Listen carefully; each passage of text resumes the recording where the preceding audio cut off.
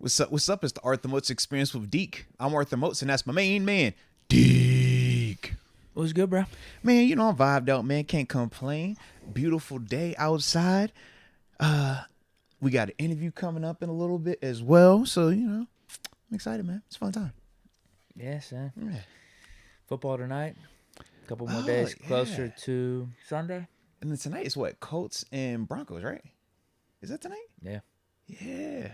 The weirdest, yet at the same time, still interesting game I think you could have. It is, because you have names at quarterback as well that really add to the weirdness of it all. We got the Denver Broncos Russ versus the Matt Ryan Colts. Yeah. Just weird. Like, the Colts have a good team. It's so weird, bro. I think Leonard's out again. Yeah, he got a concussion. Yeah, they're a really weird squad. Mm-hmm. I feel like they could play with anyone, but obviously the Broncos aren't playing up to their potential and what everyone thought they were going to be. Weird game. I'll be tuning in, though, I think. Yeah. But outside of that, I don't got too much else. There's a little bit of drama circulating right now. With Yeah, some, I'm on my scary movies tonight, man. Pickett comments and What happened Von with that? Miller responding. Oh. Dude, the most, honestly, here's the funniest thing. It's the most benign thing on both sides. Yeah, Pickett was absolutely literally is. answering a question Yeah. about being underdogs. Yeah. He's like, a lot of people view us as underdogs. Mhm. In-house, though, no, we believe in ourselves.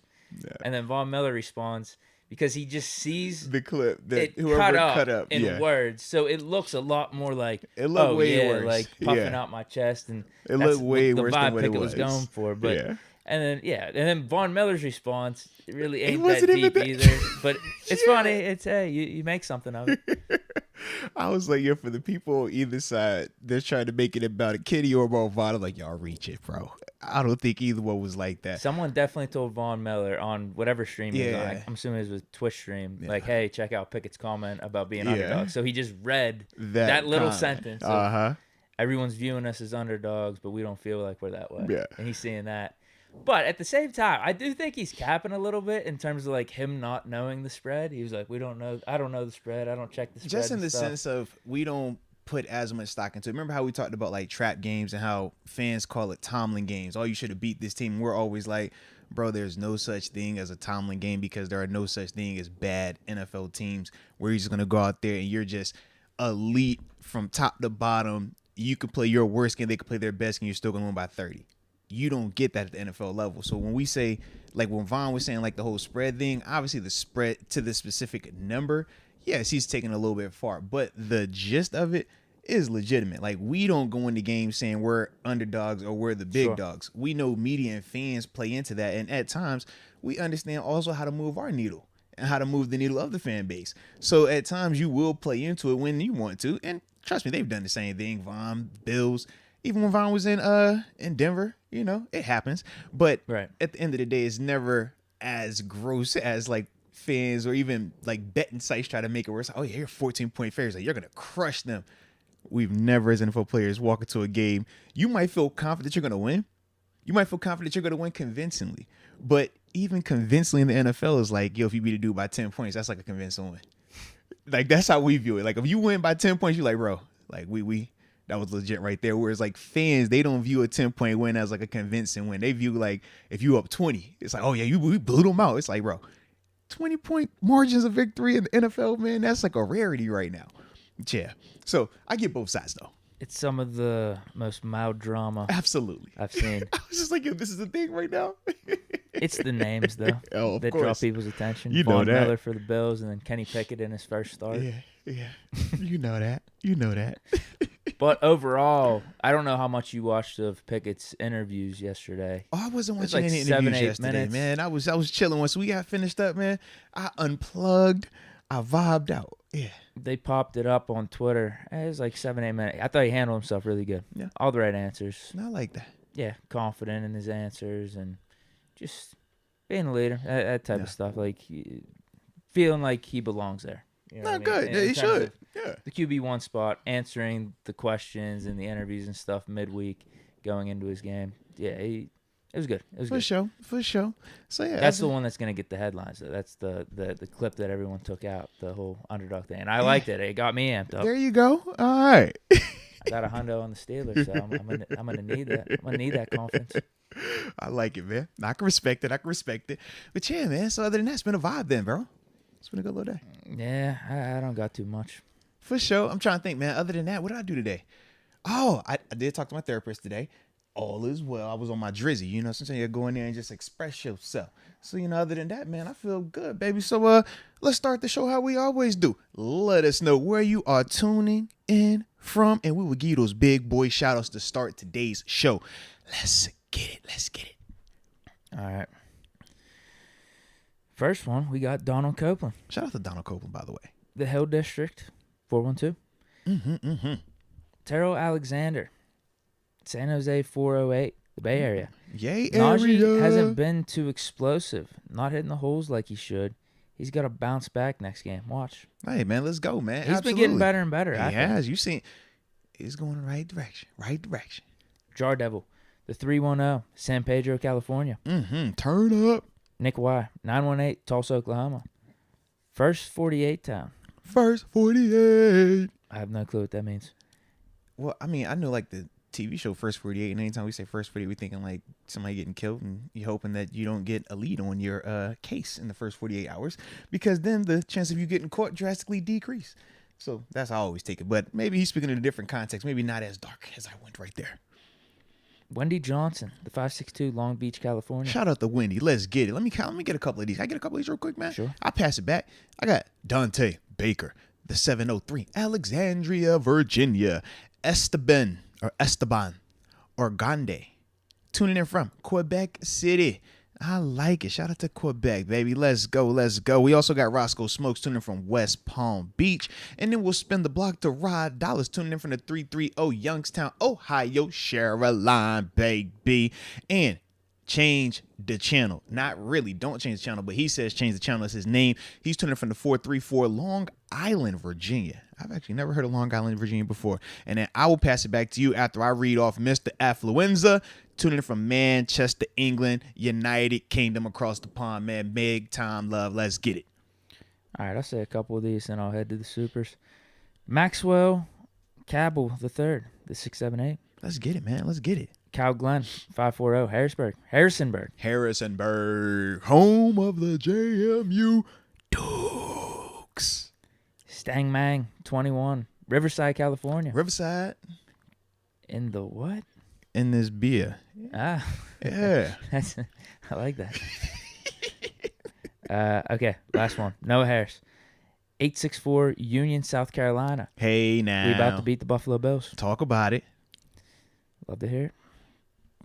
I like it. So we got super chats then? Yeah, man, super chats, and then we got probably like 20 minutes before Malik Reed will be calling us. So we on the wait list today. So yeah, man, we'll start with that, and then we'll take it from there. He's definitely gonna call. He's not gonna miss being. The question is he on? Is he a punctual, on time city, type of dude? He's trying to make a good first impression. Yeah, I don't see him bailing on us. They feed him to the alumni. Like, hey, man. Only one that bailed on us was Joe Hayden.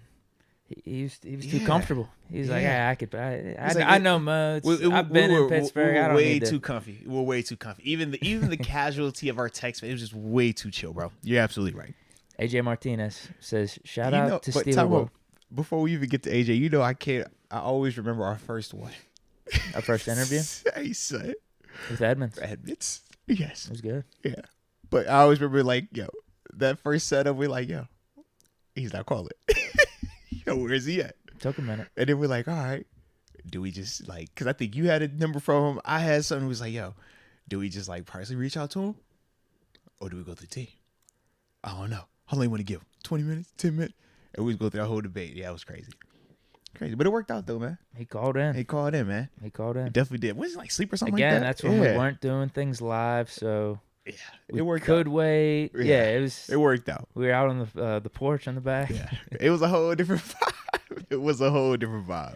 AJ Martinez also says the Steelers don't rebuild, we freaking reload. Hey now. Only problem with us right now is these injuries. That's what's pissing me off. Yeah. Really is. Calmonier. Von Miller had some nice things to say about Chooks. What did he say? I ain't, because I just no one literally wants saw to that talk one. about that. Yeah, I just literally watched that one little Pickett part. Comments. Yeah. But when was it? 2 years ago? I mean, we played the Broncos. They played twice now. Chooks did pretty decent against Von Miller. He did pretty decent against J.J. Watt that year, too. Yeah. Whenever we faced the Texans. Google East. Underdogs, ? Uh-oh. I guess not anymore. I mean, depending on who you ask. Yeah. You ask Vegas, you ask these people on TV, they say underdogs. You ask Pickett. Yeah. See? All the people in-house, we're just going in there with confidence. You ask Von Miller, we're not underdogs either. So depends on who you ask. So it's like, who's the underdogs here? That's what I'm trying to figure out, man. Where are these underdogs y'all speak of? Huh? Where these underdogs speak of, man? He say, stop it. Stop it. See what y'all trying to do. Stop it. Yes. AJ Martinez, 8 + 14 = 1 win in Buffalo. Let's go extra chunky, Moats. Okay. Busy as arse on a work day. Let's go. 0 days off for school. Let's go. Shout out to Moats and Deke, number Let's 1 go. Nah, I like that, man. Keep it like that, baby. But hey, make sure you carve out some time for yourself as well. But I like that energy that you are on, AJ. You know that. Yeah, that's the thing about AJ Martinez. He stay turned up, man. I love it. Well, not only that, with some of the stories he's giving in his chat, and also just how busy he seems on a day-to-day basis. I'm amazed he makes time for us. Thank you. He's like always on go. Yeah. Official momentum. What's good, guys? Missed y'all yesterday. I know, He's man. steady working, dude. I know. You got to take care of business in real life. But official momentum then got healthy, and he then started working more. Yeah, we like, well, where's he at? Where's he at? He said, man, my leg back now, baby. Y'all leave me alone. I'm out here in these streets. That apple cider and Welch's. He said that was just for my rehab. Now I'm on them claws. I like it. CDez86. Negative comment incoming. Hey, shout out to the alert. I like the alert. He warned us ahead of time. Thank you. Can we please trade Chase? Have a 50-50 RB split and run more man coverage on crucial third down situations because we get burnt in zone anyway. I don't mind the 50-50 RB split. I don't view that as a negative, but we're still going to give it to Najee probably at least 70-30. Run more man coverage. I mean, the negative part of that's really, can we please trade Chase? Yeah, but it sounded like he was talking offense and defense, so to speak, right here, right? Can we run more man coverage on crucial third because that's down a defensive situations? call. Yeah. Crucial. Yeah. I think last game there was a decent amount of zone. Huh? Yeah, and we talked about why that is. That's not because they don't want to call man. That's a personnel thing right now because of some of the injuries. When you're getting down we had to figure it out on the spot. Yeah, when you're getting down to your third, your fourth at corner, when you're talking about, okay, no Edmonds, now we got to put this guy in as safety, and how a Trey Norwood being as the starting safety changes some of the package and personnel groupings that this team was using the first couple of weeks. That's the big reason why there wasn't as much man-to-man, especially on the possession downs. Troy Mason Jr., that jump, all Kenny gloves through to Claypool. That jump ball, Kenny gloves through to Claypool. Pickens comes down with. Deke, I know how you feel. LOL. Moats, what about you? Sure. I mean, we're just speculating, right? So, sure. What about Claypool catching it? Sure. However, I mean, it's speculation right now. So, it's literally however we would want to spin this narrative. If we want to make it a positive about Claypool, then we'll say he would catch it. If we want to make it a negative about it, we say it's not. If we want to make it a positive, came down with it. Like I guess it goes back to what you said. Depends on how you view Claypool. How you view him. And I think Claypool should be better than what he is right now. Fish momentum. Moats, say your prayers. We're beating the Bills. I'm gonna be winning regardless. I don't need that. I'm good either way. Yeah. CDez86. Positive comment. There we go. Will be fun to watch, and I feel a win streak coming starting this weekend. Also, keep up the good work, Moats. Nah, salute you. We appreciate you as well, man. Nah, man, it's going to be a fun weekend, man. Dubs all around, baby.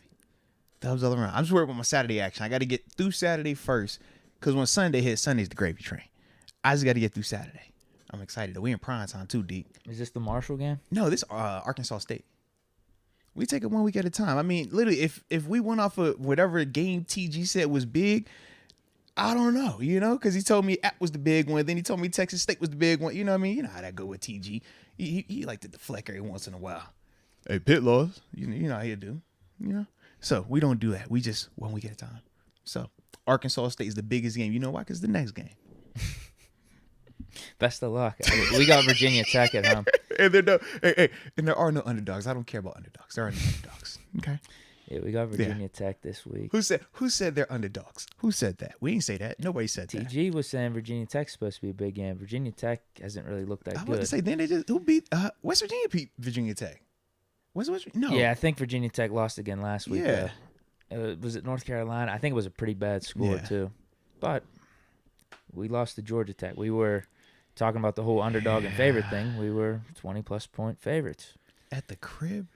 I didn't know it was 20. I'm saying that's a wake-up call, though. It was 20? It was 20-plus points. I mean, it might have been 22 or 23 against Georgia Tech. Yeah. I did not realize that. So they bought They really fired into their the coach coach the week being fired. before. Yeah. It was the week of. It was like Monday they fired him. Yeah. Well, with that coach had in his favor, he went to Georgia Tech. So there was a little bit of that extra alma mater camaraderie. Yeah.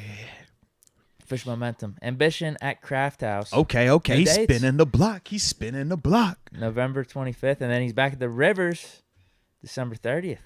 Now let's see. Holiday season. Let's see if Deke. Those are both holiday season. That Craft House is around that's Thanksgiving and that's New Year's. Yeah. Let's see how Deke is this time around. You got ample notice again.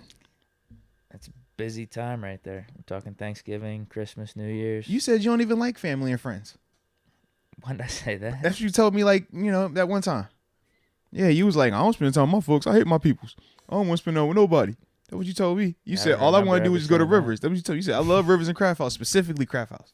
I was like, you don't like fat heads? No, Craft House. That's what you told me. So I just figured that she was going to be up there anyways. We'll find out. I'm not going to make promises one way or another. Unlikely. Don't nobody put Deke in a box. But again, the main promise I made to Official Momentum was I was going to listen to one of his songs before the new year. Do that update yet? We're on pace. I mean, all it takes is one click of a button, and I'll do it. You're on pace. We're on pace. Jake Malessia. Right. Peace and prayers to all. No, absolutely, man. Absolutely. Can never have enough of those. Come on, yeah. We're either going to be 1-4 or 2-3. Need that dub bad.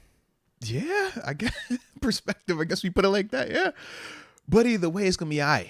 It's gonna be aight. Fish momentum. Bye week. Oh, I get what he's saying. By the bye week, we'll be 5-3. Mm-hmm. Hashtag beat the Bills. Let's go. Hashtag sorry, not sorry. Let's go. Jacob Malesio. I have a feeling we will surprise the world, and Austin is the frosting. Wait, what? I guess. Yeah. It is. You need to complete that. Is the frosting on the cake, right?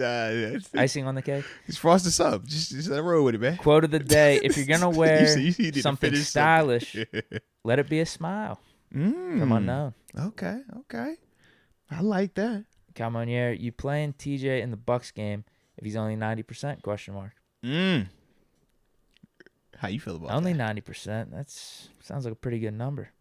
You rolling with it? Goes back to the conversation we had whenever he first got injured.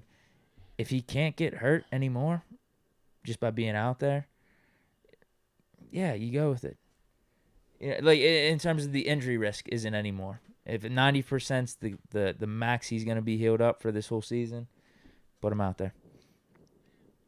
If we can hit a 95%, maybe you wait a week, but we already talked about it. He's going to be dealing with this somehow, some way a little bit. 90% actually sounds like a great number. Yeah, it's the re-injury risk. As long as that's not at the forefront of this thing, then, yeah, if he's cool with it, then, who are you to stop him? I mean, I kind of looked at even J.J. Watt situation. I don't know if you saw the post-game, the Cardinals game, right? He was talking about how prior to the game, I guess his heart had like an irregular beat or whatever. He had to go to the emergency room, get it put back in the rhythm. And he's about to, go into tears just talking about deciding between, if he would have sat out or not. I'm just like, dude, you really willing to die? Like, die, all the way die. I was like, man, for some people, it's to that point for them. So if for TJ, man, he's to that point where, he doesn't care or it's not as important to protect the pack long term and he's down for that, then it's like, you can't tell the man what he can and can't do because at the end of the day, it is his body. And they're going to do what they want to do in that particular setting. So if TJ's cool with it and they say he's medically cleared, then, you can't stop him. Yeah. James Panzarello, top 3 receiver Claypool catches that. KP8 MVP coming up. Yeah, I mean, Claypool did say he views himself as a top 3 receiver. So that's not even my expectations. You got to catch it. I just leave it alone. I'll let y'all get it today because it's whichever narrative y'all want to roll with. You know how that goes. Mike Lang. Speaking of North Carolina college football. Hey now. Drake May is the truth. Check him out. Pitt might take a loss in 2 weeks. Oh. Well, apparently we could take a loss any week right now. But who y'all got in 2 I weeks? like our chances. I'm guessing North Carolina. Is it UNC? Okay. I didn't know if it was like NC State or not. We got UNC. I think Louisville's in there somewhere. Syracuse towards the end We of the got a season. Louisville on our schedule too. We have a really nice rest of the season schedule. Is Louisville it's pretty easy much game? a cakewalk, but Is Louisville going to be an easy game or is that a hard game? they all should be easy, but now that we just lost to Georgia Tech, I guess any of these could be 50-50. But I feel like we still have a good team, particularly this defense. For sure. It's just, what are we going to get from Slovis? That's really it. And don't you hype him up talking about he the Kirk Cousins. He ain't Kirk Cousins yet. Kirk Cousins nice. You know that. Put some respect on Kirk's name. AJ Martinez, Pickens needs a nickname, and I think the chat needs some color. I thought he was NFL Youngboy.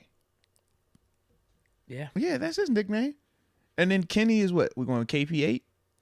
I think KP8's that's the what one. Everybody keeps saying, It's the right? most natural one that's happened. Yeah. I know we were trying to force Kenny franchise, Kenny Pittsburgh, Pittsburgh. The upgrade. No. That's my favorite one still. You know that. I think KP8 is the smoothest one right now. Yeah. KP8. Even when I talk about it, I'm the like, KP8 era. It's KP8. KP8 is just, yeah. Fish momentum. Heard Calvin Austin may come back soon. Yeah, he's practicing. Yeah, he practiced yesterday. We won't have the update on his. Well, actually, we probably will by the end of today's show, because obviously we'll have the interview, like I said, with Malik. He should be calling a couple minutes, around 3 o'clock time frame. So yeah. All right.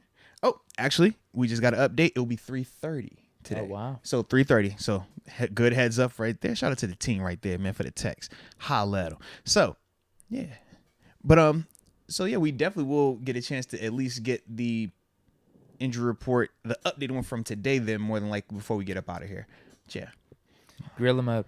Has the organization done enough to keep up with the most competitive teams in the league over time?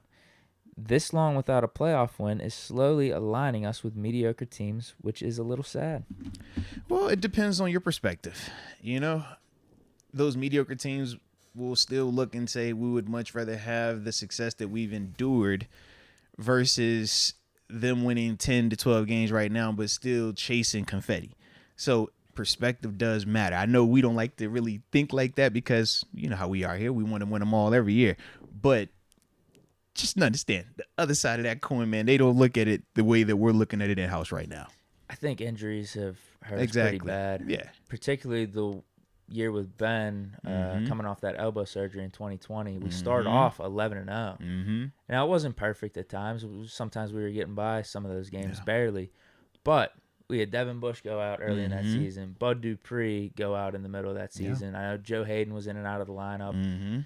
So, yeah, that was a problem right there. I felt like we put together a good roster. If we're just talking about the organization putting together a team to have success, I feel like that was solid. 2021, I feel like we could have upgraded the O-line. But then coming into this season, dude, this defense was pretty loaded. Yeah.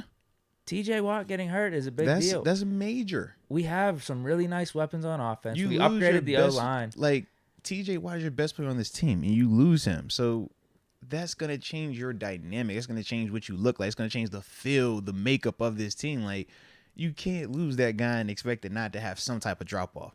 And we still should be 3-1 right now without TJ. And that's the part that makes you optimistic because it's like, yo, we can still see how talented we are even without TJ Watt. So we know when he's back out there, man, what that means. So, yeah.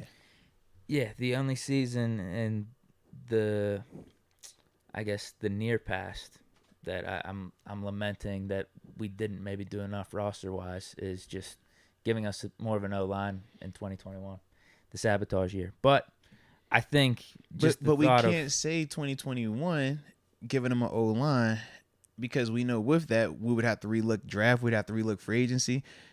And are we saying that we don't like the people that we have right now as a byproduct of 21? Because that's the other part of that dilemma of like, yo, if we would change it, well, who would you be changing out? That's because fair. we can't expect Colbert did say that was his one regret from that season in 2021. No, fair. But it's like it's one of them things. You can't expect to have the same level of impact on the offensive line as we do from our higher end picks without saying that it would be directly those players that we're subbing out. So with that, would you take a better offensive line but no Pat, no Najee? Yeah, I think we don't draft Kendrick Green. Maybe that's the one. We draft someone else, and maybe we sign a additional player too. It doesn't have to be a multi-year deal. Okay. 1-year deal, something like that. But, I mean, that's really it. Because I think just the question of, has the organization put the team in position? Yeah. We're always in it. Like I said, these last probably 3-4 years, it's been injuries. And then even going back to 2019 with Mason and Duck. It's a lot of injuries, man. Yeah. Big Ben, elbow surgery, out for the year. That's kind of going to hurt your chances. Yeah. And that defense was awesome, too. No, absolutely. Think about it. Was finally, like, caught up where, hey, man, both sides should be. The Minka trade has something to do with it, but. Yeah. But I still think if Ben's there, we make the Minka trade because it was mainly because we lost Sean Davis at safety. Mm-hmm. So even with Ben being there, and then we get Minka, that could have been nice. Yeah. That was the first year without AB. I think we would have figured we would have been better. I mean, we would have been in the playoffs with that defense. I do wonder if they make that move though, if Ben isn't hurt. Because you think Ben could just make up for the loss. Yeah, because that's how you feel within the organization always. Yeah, but when you don't have him, now you change to how do we remain competitive? We have to become elite on defense. And it kind of was like that open window of, oh, well, this guy's hurt enough that we can IR him, bring this guy in. Oh, it's contract year for him anyway, so it makes it smooth.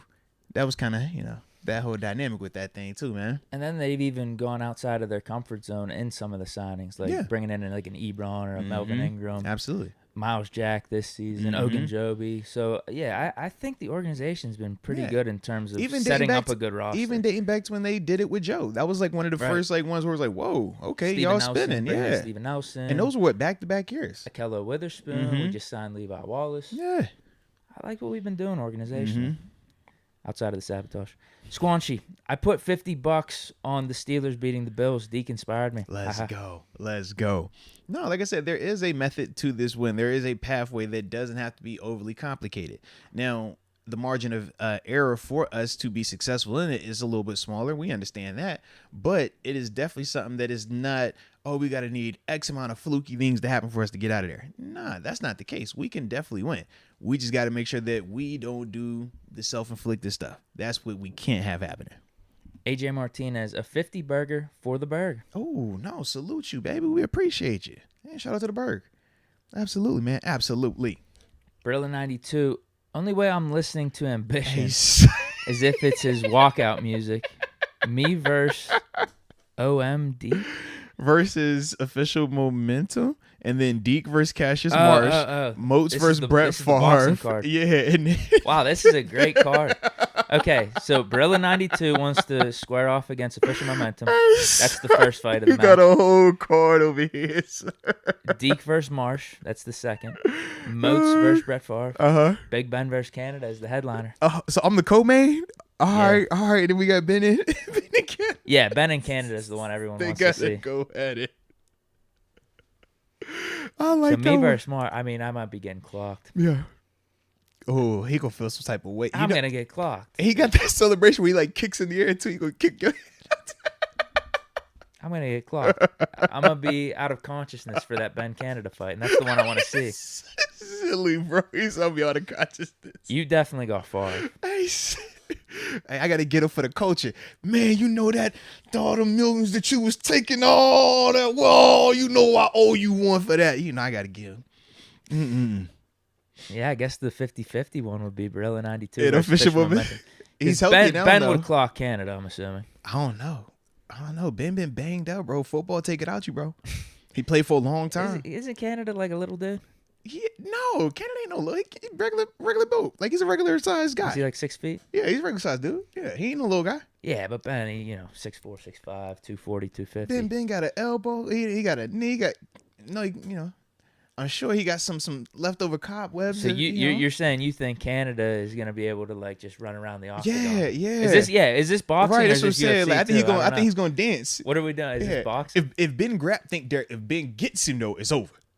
But I think, man, Canada gonna be elusive, like like all over the place. You know, think of his offense. His offensive identity is what? He jet sweeping, he motion, he sideline to sideline. So he gonna be, who you think you got me? Think you got me? Nope. Spin, move, roll over, and all that type of stuff. And Ben gonna be looking at him like, bro, what is going on? Like, yeah. That's what it's gonna be, man. Yeah, Ben's gonna be going for the big swing. The big hit. Absolutely. After that 2021 sabotage. Like, here it is. Come on. You keep doing all that spinning, all that dancing, all that jet sweeping. I got you right here. E-dub. Catching up to the last show at work, but I had to drop my 3 dislikes for the Bills. Oh, salute, man. Let's talk about it. He says the run game is garbage. Mm-hmm. 2, the spot Baltimore last week in case us being playing in the middle. The so-called trap game in between the Ravens and the Chiefs. Right. And then 3, mm-hmm. the injury bug has hit hard. No, it definitely has, man. They are pretty banged up right now. They've been that way the past 2 to 3 weeks, and it's only getting worse. Yeah. So I definitely feel you on the injury part. We talked about the spot yesterday as well, man. This is one of them ones where, like you said, up in Buffalo, the conversation from the fans, not players, but fans and media, it is on that energy of, hey, man, this is the perfect time to play the Steelers. You get up early, you rest your dudes. You got Kansas City next week. You got the bye coming up. Von Miller's laughing at Pickett, the quote a little bit, brushing it off. Mm-hmm. So, perfect spot. I definitely like that. And then in terms of the running game, it's garbage if we're talking specifically running backs. But their running game, we can't exclude Josh Allen. And that's the part that makes their running game a lot more scary than what it probably would be in a more traditional style offense or with a more traditional style quarterback. So that's the only thing. But I do feel what you're saying, though, in that sense, man. It's just one of them things. It's kind of like, man, them being one-dimensional is still how they operate, because no different than Lamar Jackson in Baltimore being their running game and passing game.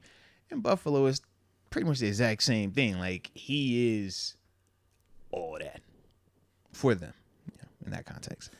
Richard Arbizo, random shout out to Will Gay. Shout out to Ducey. Shout out to Ducey one time, man. And Trini. You know we got to shout out Trini. You know we got love for her. But yeah, man, shout out. Did my dog do anything, Ducey? He ain't in the pay for that, right? I don't think. All right, y'all. Random. You know I get a little nervous when y'all be bringing up names every once in a while, man. Y'all done broke some news us up here before. Like, hey, such and such. We look like, that wasn't good. Don't shout him out no more. You know. So I was a little nervous. Like, hopefully it ain't do. Hopefully you do nothing. Yeah. Ryan Duran. This is my first time with the Super Chat. Love the show. We'll be down in Pittsburgh next week to watch KP8 versus TP12. Hey now. All the way from West Texas. Let's a good go. one to go to. No, that's dope right there. And safe travels coming from West Texas. Now, that's going to be major, man. But nah, that's me a dope one to be at, man. KP8, first home start. Yeah. First home start versus TB12. Ooh.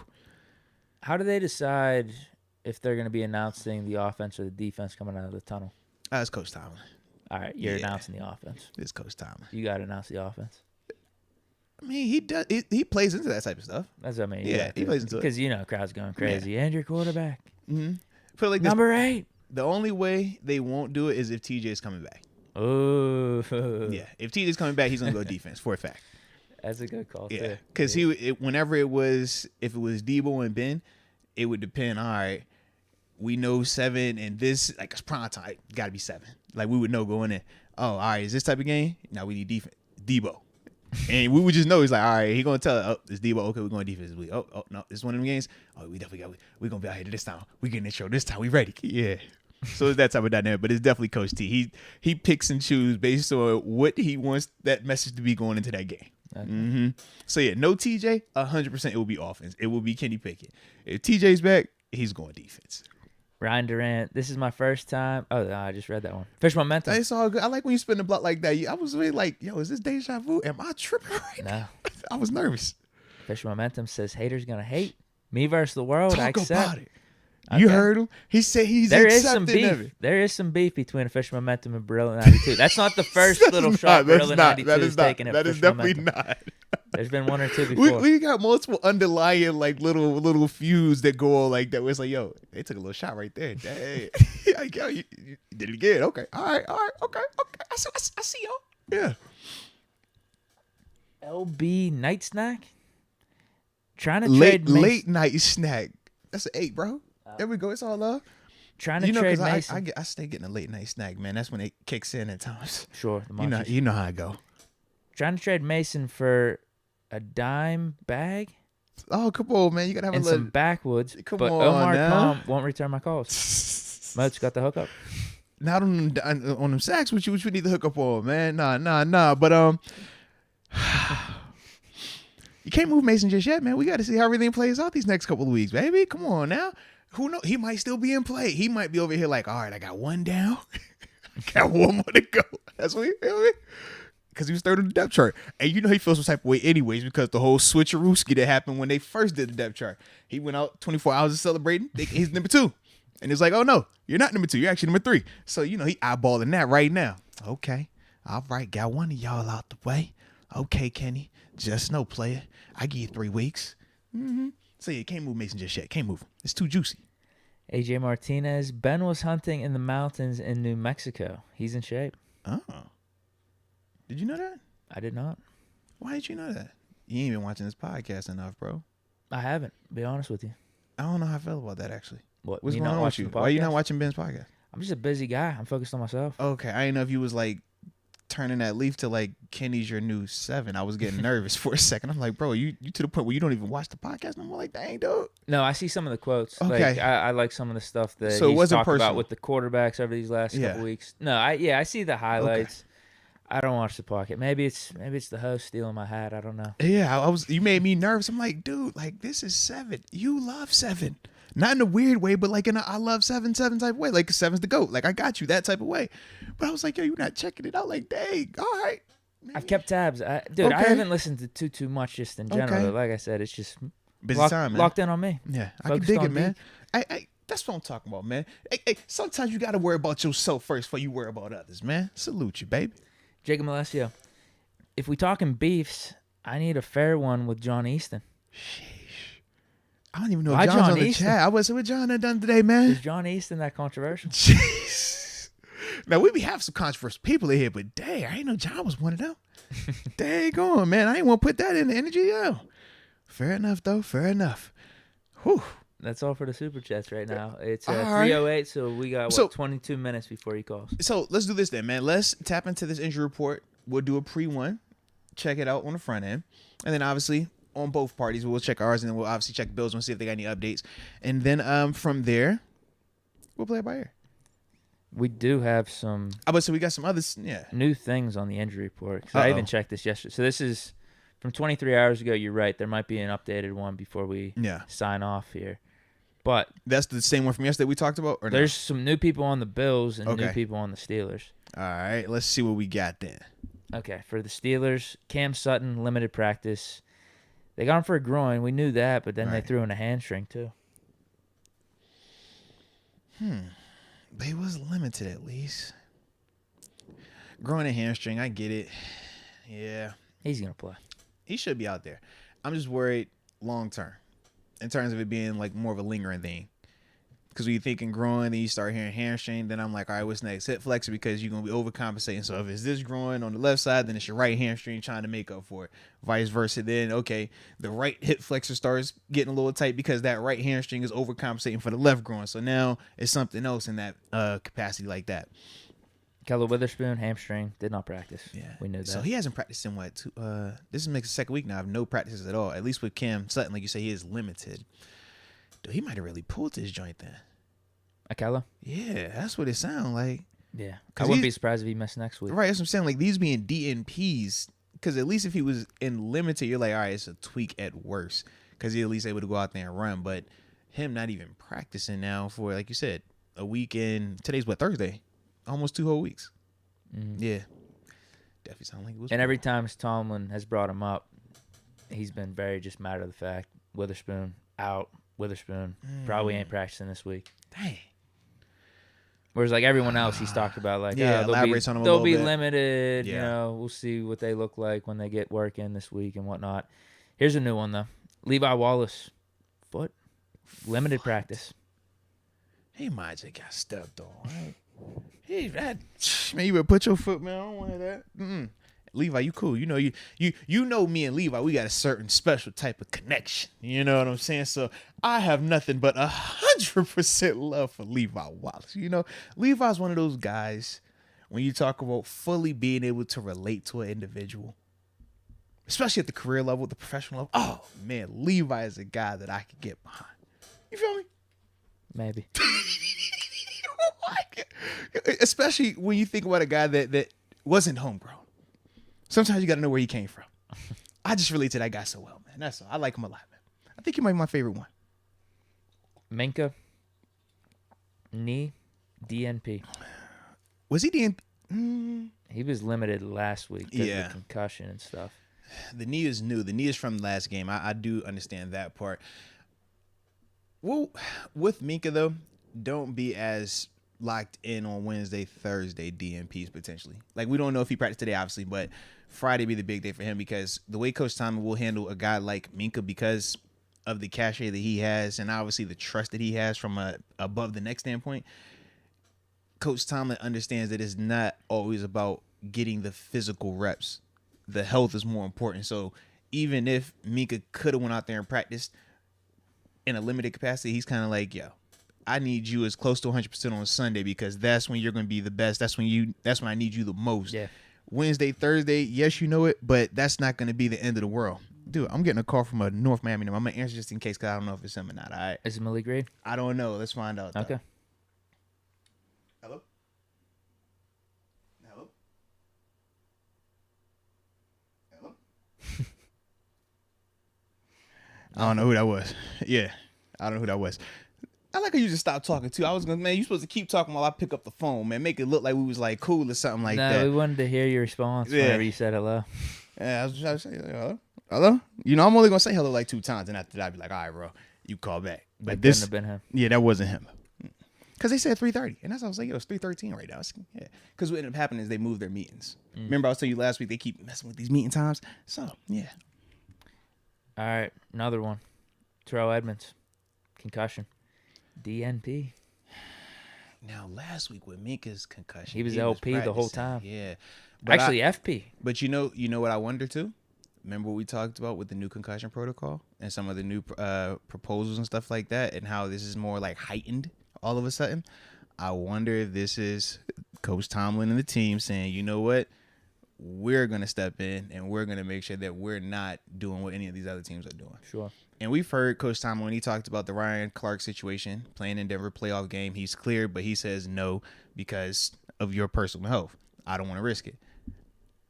Knowing Coach Tomlin, that is very like how he is with this type of stuff. So I could easily see a scenario where that is the case too, man. Just playing it extra cautious in this sense, because when I went back and looked at some of the new rule more in depthly, that is the point of what they're trying to do. You know how a player would have a concussion on Sunday and we would all see, yo, they're concussed, and then, oh, by Friday they magically, or Saturday, they're magically out the protocol to play on Sunday. They're trying to make it now where you can't even have that quote unquote miraculous, oh, you're healed up, you're good to go. It's like, nah, we're gonna make sure you wait till, you know, another week before you come out there. Week. Yeah. Because I was looking back into it, and I think it was Harbaugh. He spoke on it last game too. I guess somebody had got hurt. Was it Harbaugh? It was either Harbaugh or it might have been McDermott. I'm drawing a blank because both of them had obviously. I think it was McKenzie. I think McKenzie had the concussion on the Bills side, and I forgot who it was on Baltimore side. But I know Buffalo. They were like, they ruled him out as soon as they saw him staggering, even though he was able to jog off the field. And I want to say it was Harbaugh that ruled his player out for this Sunday's game already, saying that, hey, we weren't even going to play that game with him coming back or not. I forgot the specific player, though, but that was definitely something. So I'm wondering if this is also a part of that because of the time we're in right now with the concussion stuff. Right. Chris Wormley. Ankle. Worm? What? Limited. What? Yeah. Big Worm? I wonder if it's on the knee brace side. I ain't gonna lie, bro. His knee brace really irks me because it like makes him look sloppy, and he's not a sloppy player. He's a good player, but the knee brace takes his swag down a little bit, from my personal opinion, bro. Sometimes I'm superficial when it comes to like our appearance on the field. It's like, bro, why you gotta have the knee brace on? You ain't no O lineman, man. Take that knee brace off, man. Stop it. But if it helps him play, go keep it on. I get it, but I don't like it. I don't like how it looks. Cam Hayward, limited, ankle and elbow. Huh. That's good. I thought it was going to be more like Minka, DNP. Man, take his time. I'm glad you actually said his name. I got to call him back. Who? Cam. Yes. I just thought about that. Oh, my bad. I don't want to get in trouble with the big. That's the homie right there, man. Me and the homie Cam. Killer Cam. I still stand by. I think Cam's playing. I think Minka's playing. Yeah. Cam Sutton's playing. Edmonds. Levi, he just popped up, but I assume he's going to play too. Wormley, he'll play. Edmonds, I think it's 50-50. I he's think making me nervous. Yeah, I think it's probably more like 25% chance he's going to play. Yeah, Edmonds is definitely making me nervous right now. I think we're still going to have our guys. It's just going to depend on how injured they are, how much is that going to affect them on Sundays. That is, oh, man. So, if it is no Edmonds. Is Casey eligible? He would be eligible if it weren't for the substance abuse right now. Oh. Am I wrong? I forgot. How many more weeks do we got to wait with him? Because I think they counted the suspension for the days he was sitting on IR. Yeah, they did. Is it next week then? He's good to come back? Yes. You're right. I forgot all about that part of it. Oh, my gosh. Yeah, because we say, how you get suspended while you ain't even out there? Yes. Oh, my gosh. Big Norwood day, then. Big Trey. Well, because you can still make it work, though, right? Because when we talk about some of the personnel groupings, the packages. We had Norwood in a lot against the Bills in Week 1 last year. Yeah, but that was part of that 3 safety look. Now it just won't be the 3 safety look. Man, we're probably going to be playing Malik or Pierre a decent amount. Yeah. Unless we're calling up Mark Gilbert, like the one person in the chat suggested yesterday. True, but that's still when it helped the DB situation, though. That's the only issue. Who you leaning with? Between Pierre and Malik? Yeah. Because you'd assume Norwood would be going to safety. Yeah, Norwood would be starting at safety next to Minka. Unless you're bringing in Killebrew for safety and having Norwood play the slot. I don't know how I feel about that. Because we haven't seen them do that. No. Not even in the preseason. Yeah, it's always been Norwood over Killebrew. So we're gonna get Norwood and Minka, then Levi and Cam Sutton, depending on their health. But Carl they should Joseph, be out there. He's on IR. Yeah, damn. Yeah. Because we were set for some type of situation like this with Casey. And absolutely, Carl we had plenty of depth right there, bro. And we were like, if Norwood is the bare minimum, is like, yo, we feel really confident with that. It goes back to the guy's question, 10, 15 minutes ago, asking about did the organization set us up? Yeah, like we were set up this year. We were. Carl Joseph and Casey as our backup safeties. Even think about our corner depth. Man. It was supposed to, you got Keller, you got Cam Sutton, you got Levi Wallace. If that's your big 3, you don't mind when it's Arthur Malik coming in as the 4th guy, James Pierre coming in as the 4th guy. You get away with that. Or even having Casey, Norwood, or Carl Joseph and you play going, the slot. Absolutely. So we have multiple ways that we could do that. Yeah. The office, the organization definitely didn't set us up for failure in that sense. No. That's a bummer. So, yeah. But back to that question then, because if we're going to have Levi, Wallace, and Cam Sutton on the outside, now you're looking at Malik or Pierre being that 3rd corner, the cover guy. Because we can't do the situational, because that's like how we've been doing it when everybody's healthy, and that's we can have so many different people playing different personnel groupings, so you can disguise an Arthur Malik out there for run situations, and then when you want to go past, okay, we go 3 safeties, or you bring in Trey Norwood and you get away with it, or we would bump Cam Sutton inside because you got a Kello and Levi on the outside. Yeah. But now we can't even get that creative anymore. I know it'd be a reach, but I wouldn't mind seeing Mark Gilbert at this point. But where are you going to see him at? Yeah, flip-flop him and Cam Sutton at times between slot and outside. Take a chance. Help whatever side Mark Gilbert's on. I'm confused, though. What you mean? Like, him playing the nickel? Yeah, it depends. I'm just saying, whatever would be your most comfortable formation. Because I almost would take my chance over Malik in the slot. Or Pierre with Mark Gilbert. No, man. I almost would. But that's what I'm saying. If you want to bounce him outside, because that's his more natural position, then bump Cam in the slot. Just help with Mark Gilbert on the outside. Trying to think. Because Mark was played here. a little bit with the Lions last year. I know, and he had some plays. He made the play against us. And he was obviously with us in the preseason.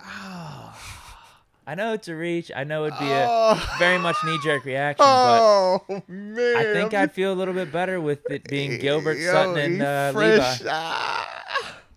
Be a risk. It just goes back to that dude's comment. I wouldn't mind seeing him dressed. If things are going a little wayward early, get him in there. I mean, yeah, but I don't know, man.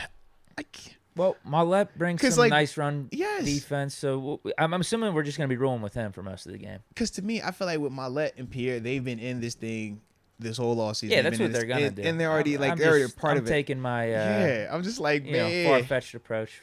It's like I could that just is a lot to me. I don't know. He's like, yo, just put him out the limb, get the go. I'm like, no, that's not going to happen. I mean, this is something. But if they dress him, though, it would. Potentially, but the problem is if you dress him, like I said, one of the linebackers, more than likely, you're going to not have a helmet for, or because they're using too many of those D linemen right now. Like, I'm trying to think, all of those guys that have been dressing have been playing. So you're not going to take one of them out of the lineup per se, especially when we're talking about some of the depth when they're having to sub in and out. Yeah. I think the crux of it is if Witherspoon's out for next week and maybe multiple weeks going forward, it wouldn't be the worst idea to try to get Mark Gilbert off practice squad and bring him up and get some looks from him. Well, that is a different context, and that makes sense too when you're talking about Akello. If he's going to be out a lot longer, because right now we feel like, okay, it's week to week. They haven't put him on IR, but they're not. He's obviously not practicing, and they're not really giving us a lot of information. So if it's a 3-week thing, yeah, you're fine. But if this is like a 4 to 5 or a 4 to, we got to get to the bye, and then maybe even after a week after the bye, I'm like, man, yeah, we need to bring Gilbert up earlier to get him some of that, get him in terms of just back in our system, and then get some games, but a small rollout, not a throw him completely in the fire. Like, get him a helmet, have him run down on as a gunner or something first off. Yeah. Get some special teams tackles in there first, little fella. Yeah. Well, hopefully Malet's improved this week. Hopefully he shuts me up and proves me wrong. Hey, first off, don't be trying my dog like that. You know Arthur Malet. You know his Arthur's got to stick together. All right. He's been really good for us outside of like last week's game and then that Bears game last year. Yeah, because not even going back to the Bears one, but last week we talked about it, man. He was the byproduct of the injuries from a negative perspective. Instead of him being able to maximize and be super productive in his role that is a little bit more limited, because the injuries, his role was expanded, but now you couldn't protect him anymore the way that they've been doing with some of the different personnel groupings. Because like I said, in the past, when they're fully healthy, you could use the different personnel groupings. So even if he is out there and it's a passing situation and he's not blitzing, because we've done so much and so many different looks, you can't just simply say, if he's out here, this is the guy we're attacking. Whereas last week at times, it would get to that point where you just kind of knew this is the matchup they're trying to highlight right here. If you can get this nice receiver in the slot versus him, that's the matchup we're going to get. And we kind of knew, I mean, a lot of people did, especially in that second half, because we could not make any of those adjustments anymore. You want to hear the Bills report? Yeah, man. Talk to me about the Bills report, man. I heard it was a little gory over there, too. This has got to be like 15 players. Yeah, they added on. Yep. Christian Benford, cornerback, hand, did not practice. Yeah. Jamison Crowder, ankle, did not practice. He got it broken. He's out this week. Yeah, Gabe Davis, ankle, full. That's big. Tremaine Edmonds. He a hammy, right? Hamstring, DNP. But part of that might still be rest because he played the full game last week. I'm thinking of him in the same way of, like Minka, or even how Cam Sutton was, I think was limited or whatever. I think they're going to treat him a little bit more cautiously because this is not the first time he's dealt with the hamstring this year either. So it's one of them things, like I think it's just going to kind of linger. Yeah. Daquan Jones. Vet rest. Got to give him some vet. Give him a little vet. Dawson Knox. Foot hamstring. DNP. Yeah. But that's not new either. He's been dealing with the hammy as well. Rest. Yeah, because he also played the full game also. Yeah. Jake Camaro. Ankle. DNP. That was an interesting one. Is he even good? I mean, it's depth. Got to have depth. You know that. At this point, because, you're that's missing, what I said. Yes. Presumably McKenzie, and you're right with Crowder as well. Like you say, you like him if he's your fourth or potentially fifth dude, but when you're talking about him having to start, that makes it a little bit different. But for them, Diggs and Gabriel Davis, you know how they gonna roll with that thing. McKenzie, concussion, DNP. Yeah. Cam Lewis, cornerback, forearm/knee, full participant. Okay. I say you can't lose all your DBs now because they are already light. Von Miller. Vet rest. DNP. Hey, you know he's too busy on Twitch looking at Kenny Pickett's quotes. Come on, quotes. man. He had media availability last night. Y'all give him a break, man. Y'all know the Super Bowl MVP need that. He gets a pass. Jeez. Mitch Morse, elbow. Yeah. Center. He's a center. Limited practice. Yeah. Justin Murray, O lineman, foot, limited practice. It's bad, bro. This is the one I'm not bad, liking for bro. the Steelers It's bad, right now. bro. Ed Oliver, ankle, limited practice. Yeah, but once again, Has he been limited practice? He's been limited. Okay. That's the part, yeah. So for him, you're trying to see if he can get to a full participant because he's been limited like the past like week. I want to say last week was his first time like really being out there consistently because they thought it was going to be a chance for him to play last week. But and if they're viewing the Steelers as the in-between game for the Ravens-Chiefs, they might just sit them for this game, because which would be nice. Part of that also was a part of the discussion, a part of the debate. It's like, yo, if he's not close enough to where we want him to be, then we will go ahead and sit him because to the Bills, man, big picture, this regular season win is not going to make or break them. They're still going to get They're still going to wins, get their wins. Even if it's depending on what the Dolphins do. Yeah. Wild card, division one. Like, their sights are set on but for some them, big things in the playoffs. For them, their big thing is health. If they can get to the playoffs healthy, they feel like they got a chance to really make a run at it. So that's why it's like if it is kind of on the line, I would anticipate them sitting Ed Oliver again just because of that thought process. So with the limited, we good. Okay. Jordan Phillips. Hamstring. Yeah, I did not like that one actually. Jordan Poyer, ribs, DNP. I'm assuming he's going to be out getting there. rest. Yeah. Roger Saffold, vet rest, DNP. The big uglies get a little banged up every once in a while, man. Sometimes I got kick their feet up a little bit. Yeah, so the list. So how many people were on that list? Only you've read like 20 names off. It looks like 15. 1, 2, 3, 4, 5, 6, 7, 8, 9, 10, 16, 17. Bro, that's crazy. And we had what? A smooth 8, 9? Yeah. Bill's list is a little inflated because we probably agree. went through over half of them saying they're probably going to play. Yeah.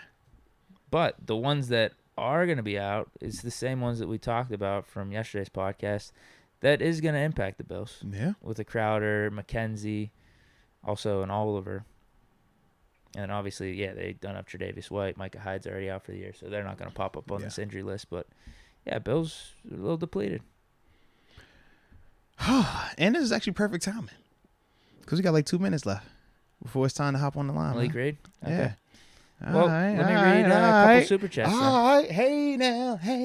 Yee. Okay. We got two. Actually, we got a couple upper room members first. Oh, all right. Let's get on that real quick. Hold on. Late Night Stack has joined, and also Nathan. BG2 Dope. All right. So I got Nathan Wise, and him. Late Night Snack, and BG2 Dope. Welcome to the upper room. Yes, indeed. Man, greatly appreciate your support. Also, remember, upper room members, new ones, and old members as well. After every space talk, I do an additional 15 to 20 minutes private space talk just for those upper room members. All right. So Nathan Wise, Late Night Snack, BG2 Dope. Make sure y'all remember that after every single Steelers game. All right. So make sure you tune in for that as well. All right. Okay. And then the super chats. I'm nervous. What are we going to talk about? Jason Winston says, late to the show, had to get buffed for the nation. Let's go, man. He had to get some Buffalo Bills gear for the Steelers Nation. I like that. Okay. Told you, man. You could take that comment multiple ways. Yeah. I think he's talking about going to the gym, though. I think he was talking about going to the Buffalo Bills store to get ready for the Steelers Nation game. It's like, I'm blue and I'm black. Yeah. I'm red and I'm gold. You know? No. Matthew Gisner, finishing up work. Be back live in 30 minutes. Let's go. All right. And that's it. Now we wait. All right. We're a minute away. I'll go ahead. No, actually, it's 3:30 right now. Should I go ahead and put the graphic up? I mean, I'm sure you're going to hit me. You know? Yeah. We'll put the thing up. Put the pressure on him. Don't put the pressure on us. Put the pressure on him. All right. Do we have a timeline here of if he calls after 5 or 10 minutes, we hit the end and say, hey, next time. You missed your hit him with that one? Or are we giving him like full reign if he calls in at any point? We're picking up. Because he is new to the Steelers family, and we're currently on the clock right now. He got some time. But how many minutes? You know we what? We should give him a shot clock. How long you want to go? You want to give him a 10-minute warning? We usually set it at 10, right? You want to set it at 10? Or you want shorter, longer? How you want to get to him? What are you thinking? I was going to give him 10 because I know if he's coming from a 10? meeting. Yeah, because if he's coming from a meeting, I know how the meetings go sometimes. Yeah. I thought you were going to give him the full show. Oh. I mean, that's what it sounded like, but you're saying 10? I think 10's No, fair. when I say 10, what I mean is 10 of us sitting right here in this moment with the weight on him. After that, we just gonna proceed, and whenever he called, that's a different conversation. Now, if it's like, all right, if you call and it's 5 o'clock, like, we ain't waiting that long. You know what I'm saying? If you know how I go when it's at the back end of that show, and it's like, hey, man, you know? So 4:30 you might pick up. Right. What if we're in the middle of our picks, though? Well, we'll cross that bridge when we get there, you know? Yeah. We got good picks and good analysis. You know for what I'm these saying? Games. I mean, might have to tell. Hey, look, bro. We appreciate you. You got to call us back in like 5 minutes. All right. Okay. I get what you're saying. Yeah. So it's like we're in the moment right now of waiting currently for him. Do we got something to do while we're waiting here? Well, I actually just had some of your freaky bots hop up in the chat again. Oh, I know what we can do actually. Get your freaks out of here. That what you want to do? Sure, you can. Because you got a lot of your freaks in this chat right now, bro. We could talk some around the league headlines, maybe. Oh, let's do that then, man. I like when you do that, actually. We had 2 we thought up yesterday. So we getting into it right now? Man, sure. Why not? Okay. So you know how it's gonna happen, all right? What? You know how it's gonna happen. We're gonna be right in the middle of that thing. The question, and then it's gonna start ringing. Let's do it, man. Oh well. And that's fine. Because outside of that, I guess we'd just be sitting around here. Exactly. Talking about. So nothing. let's have at it. We did have a couple super chats come in. We could do that if you want to call the audible. Super chats? Around the league headline. 2 supers, and we'll go around the league. Okay. Unless he calls. Sound good? Or how about as many supers come in? We'll keep riding that. Yeah, that's what I'm saying. If they keep coming in. So right now there's only 2. Yeah, yes. But once we run out of supers, then we'll pivot to the headlines. Yes. Joshua Jenkins. Is this a trap game for Buffalo? Chiefs next week. That is what, people are trying to bring up and trying to create. If you listen to Vaughn, it doesn't sound like it's a trap game. It sounds like he's taking these guys serious.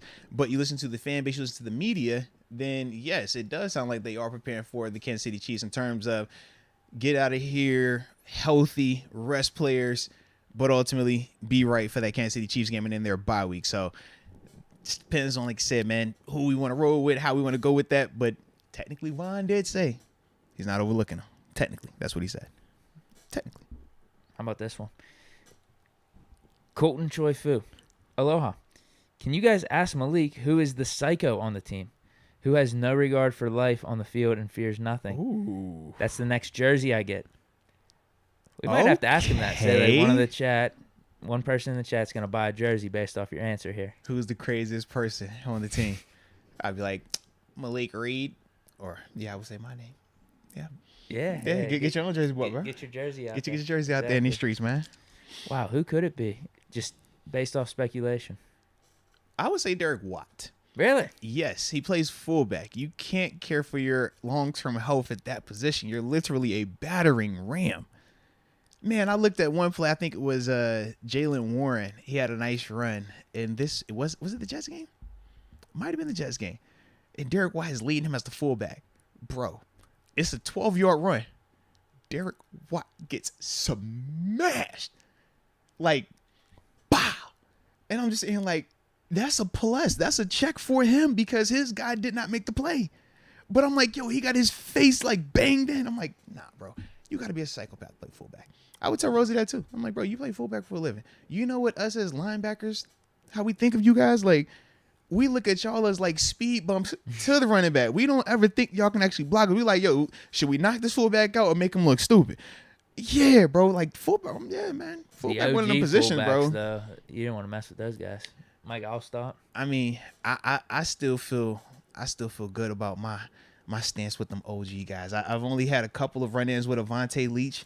Yeah, he was one of them too. Dan Kreider. And I felt good about mine. I actually won mine. I only had a couple of them, but I won mine. So all I'm saying is, them too. Okay, well, they can get it too. Lorenzo, he was one of them crazy ones too, though. Yeah, he was one of them crazy ones. Absolutely. Shout out to Lorenzo too, man. Okay, we are out of super chat. Actually, let me see in the normal chat if anyone has something interesting. No, I did see something actually that I wanted to. Where is it at? Daggone. Man, but you know what I was going to bring up in relation to that comment about who has no regard for life on the field, fears nothing. Minka's been on those vibes recently. He been on some like serial killer, like some big hits. Yeah, some big time hits. And his energy, bro. You see like how he's talking to people, like he's up in there, like no. Like I like that, man. I like that. Yeah, so that's underrated answer, I think. There, Derek Watt. I wasn't expecting that one. Yeah, like I said, it's just because watching the fullback position and knowing what their actual job is, they are never like it's never designed for him to get the ball. He's never designed to be the hero. You're like, hey man, we're going on this mission. You're the sacrifice. Just know that ahead of time. You're gonna sacrifice your body, your health for this guy to score. That's just a concept. I'm like, whoo, boy, like you selfless, man. That's big time. That's why I want to play defense. Yep, I ain't got that in me. Pickens. Yeah, Pickens is a good one too. I mean, there we go. There we go. I think that's the big one that we overlooked there. He's definitely got that energy. I wonder though, who would you roll with though, Pickens or Minka? Because Pickens has that energy, but I actually get to see Minka go out there and like that's just by his position. He's designed to go kill people. With Pickens though, man. Yeah. They're in his favor though. He's got the size and everything on those cornerbacks. But, and they ain't looking either. Not all of them. Some of them look, but you know how that go. But I do think, I mean, we saw it in college. Yeah. Something gets a little wayward. There's some chirping going on. Maybe someone takes a cheap shot against our offense. I could see Pickens really getting into it and just I would agree with that. Yeah. I mean, because we definitely have seen that before. Yeah. I was thinking sticking like up for the teammates. Because like when I think of Minka and Pickens, I think of the same sense of Troy versus Hines. Who was more feared? Oh, that's a great comparison. That's an amazing comparison, actually. Who was more feared? Both of them are big hitters, but it's a difference. Hines was scary, but Troy's a psychopath, bro. Yeah, like he didn't give a shit. Yeah. He was just, I mean, Ryan Clark was that way, too. Yes. Just putting his body on the line. So, like, when I look at Pickens, I'm like, Pickens is scary. Pickens is scary, though, in like a Hines way to me. Minka is scary in, like, I would shut your lights out, and I don't care if my lights go out as well. Like, Pickens, I think of, like, yo, he gonna get pissed and, like, just ragged off somebody start punching him. Minka is, like, on some, this is the sacrifice of all sacrifices. We're all going to heaven right now. Like, that's the energy I get from him at times. Yes. Big difference. Now, he's got to keep doing it because Polamalu was that way his whole career. Yes, but I don't know if Minka's body's going to last like that either, though. That'll kill you, man. Yeah, he doesn't have That's a big what I'm saying, bro. That'll do you. Yeah. All right, another super chat. That was actually a good one, though. No, so we're good right now. So what I ended up doing, because, once again, knowing how I was when I would come out of meetings, not all the time was I thinking about it or was I remembering it depending on what happened. So I just say, yo, make sure we follow back up that way so that way we're good, you know? Send the reminder, though, over that direction, and then we'll get some action over here more than likely. So we could just proceed. Yeah, so we're good proceeding right now. Yeah, we're good right now. If they hit us up at some point, yes. Mm-hmm. We'll make it happen. Okay. Yep. Black Lavender. Minka hit smelling salts up by 20 with 2 minutes left. Yeah. I think it was the Browns game last year. Yeah. Hey, you got to be alert, man. He didn't have that reputation those first couple seasons. He's really turned it around. Think about it, bro. Dude, like, that was one of the knocks on him. Yeah. He's not physical enough. Yeah. He'll get you the picks and the plays, but we need a safety sometimes to come down to the box and make some physical hits. Mm-hmm. He's been doing that these last 2 years. No, for a fact. And it's getting better and better. That's the other part. Like, he's not just a big hitter. He's actually wrapping up and tackling guys, driving to the ground, because that was also one of the knocks, too. It was like, all right, now he's being physical, but the fundamentals aren't there. Now it's like you see it complete, and it looks really good. Really, really good. So I definitely like that. So where we want to go here? That was the end of the super chats. All right. Well, shoot, man. What we will do then, I'm going to take a sip, see any regular, and after that, man, we will roll with tapping into some of them picks then. Start happening that. Heck yeah, why not? I'm good with that. Well, actually, hold on. Should we go over the records from last week? Let me pull up the graphic. Yeah, let's talk a little. We can go game by game. Let's talk a little week. I think you definitely got me. Recap. Who did what when well?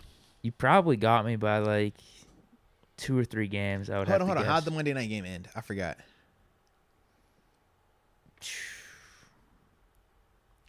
I know you know.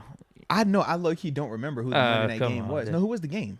Oh, really? Niners, Rams. Oh, you know what?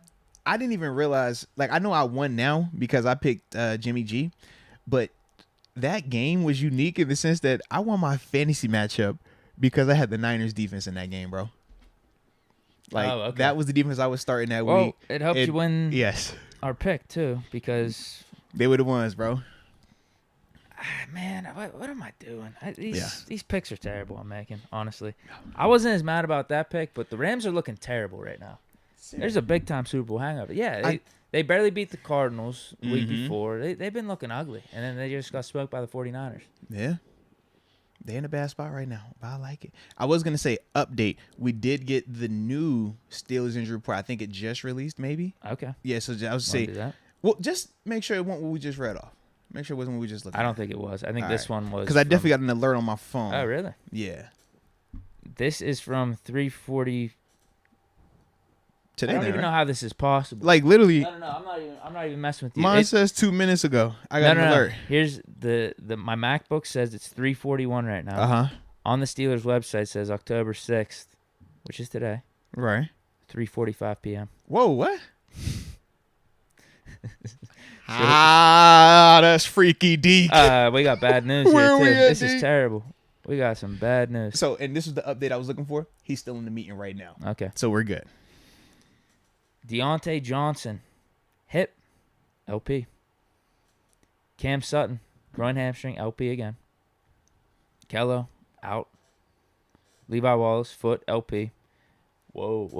Hold on. Give me a second. We have some good news.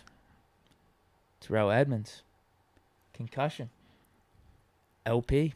Hold on, man. I said, hold on, man. I'm trying to listen to you, and we talking about Malik. So he gonna hit us up in a few minutes. He's about to get out. Oh, we're back? Yes, okay. That's why I'm like, yo, hold on, pause. I can't listen to what you saying right now. I'm trying to text this dude. All right, so spin that block real quick. Now say it again, please. Deontay, LP, hip. When did he? That's new. Okay. He's gonna play. He better. Cam Sutton, groin hamstring, LP. Same. So status. same back to back. Akello, DNP. Levi Wallace, foot, LP. Okay. Terrell Edmonds. Talk to me nice. LP. That's concussion. A step in the right direction. It's not full on Minka, but that's a step in the right direction. If it's not for him this week, at least for next week. Right. Either way, him being back out there is good. Yeah.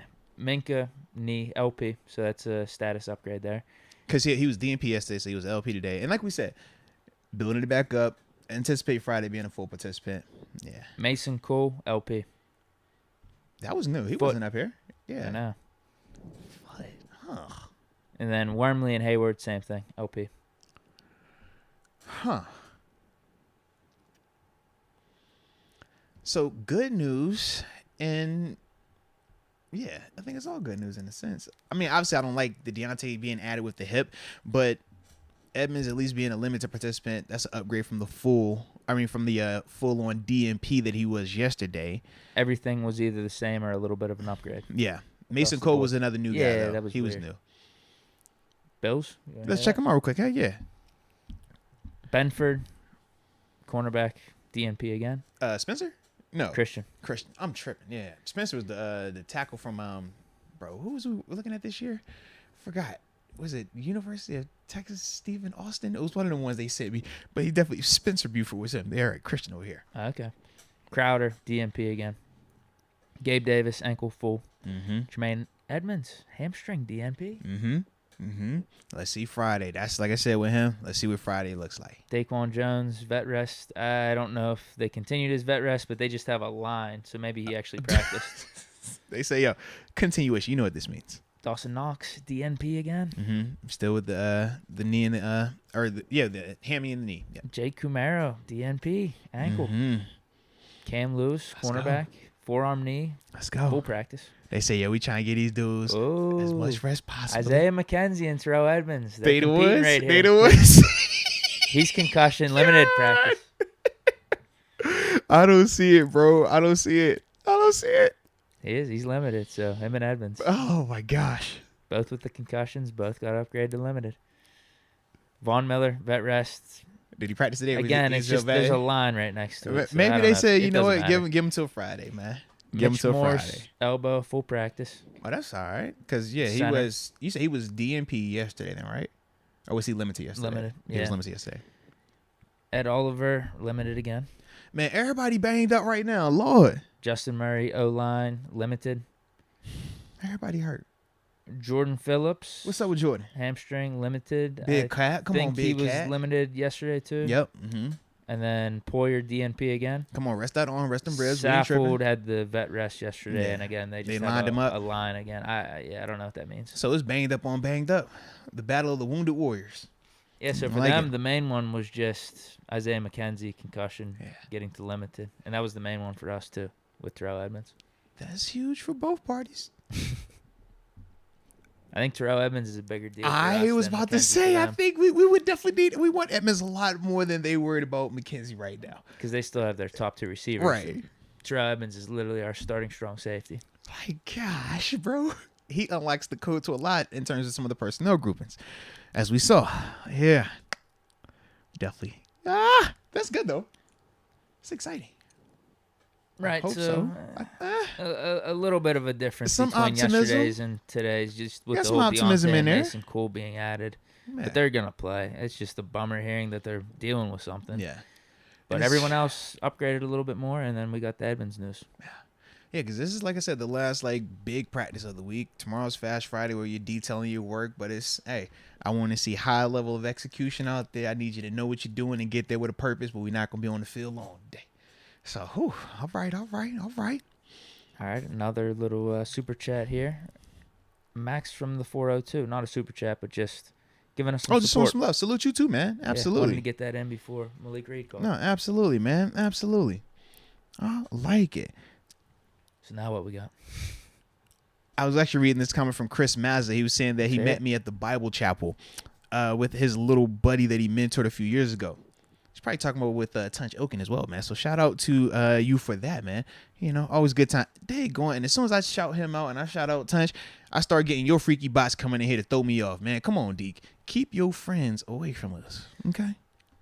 Now, I don't think this comment would be a bad idea to visit because I've been hearing people talk about this. Can we put Robinson? This is from Beast Mode 93. Can we put Robinson in for Spillane too?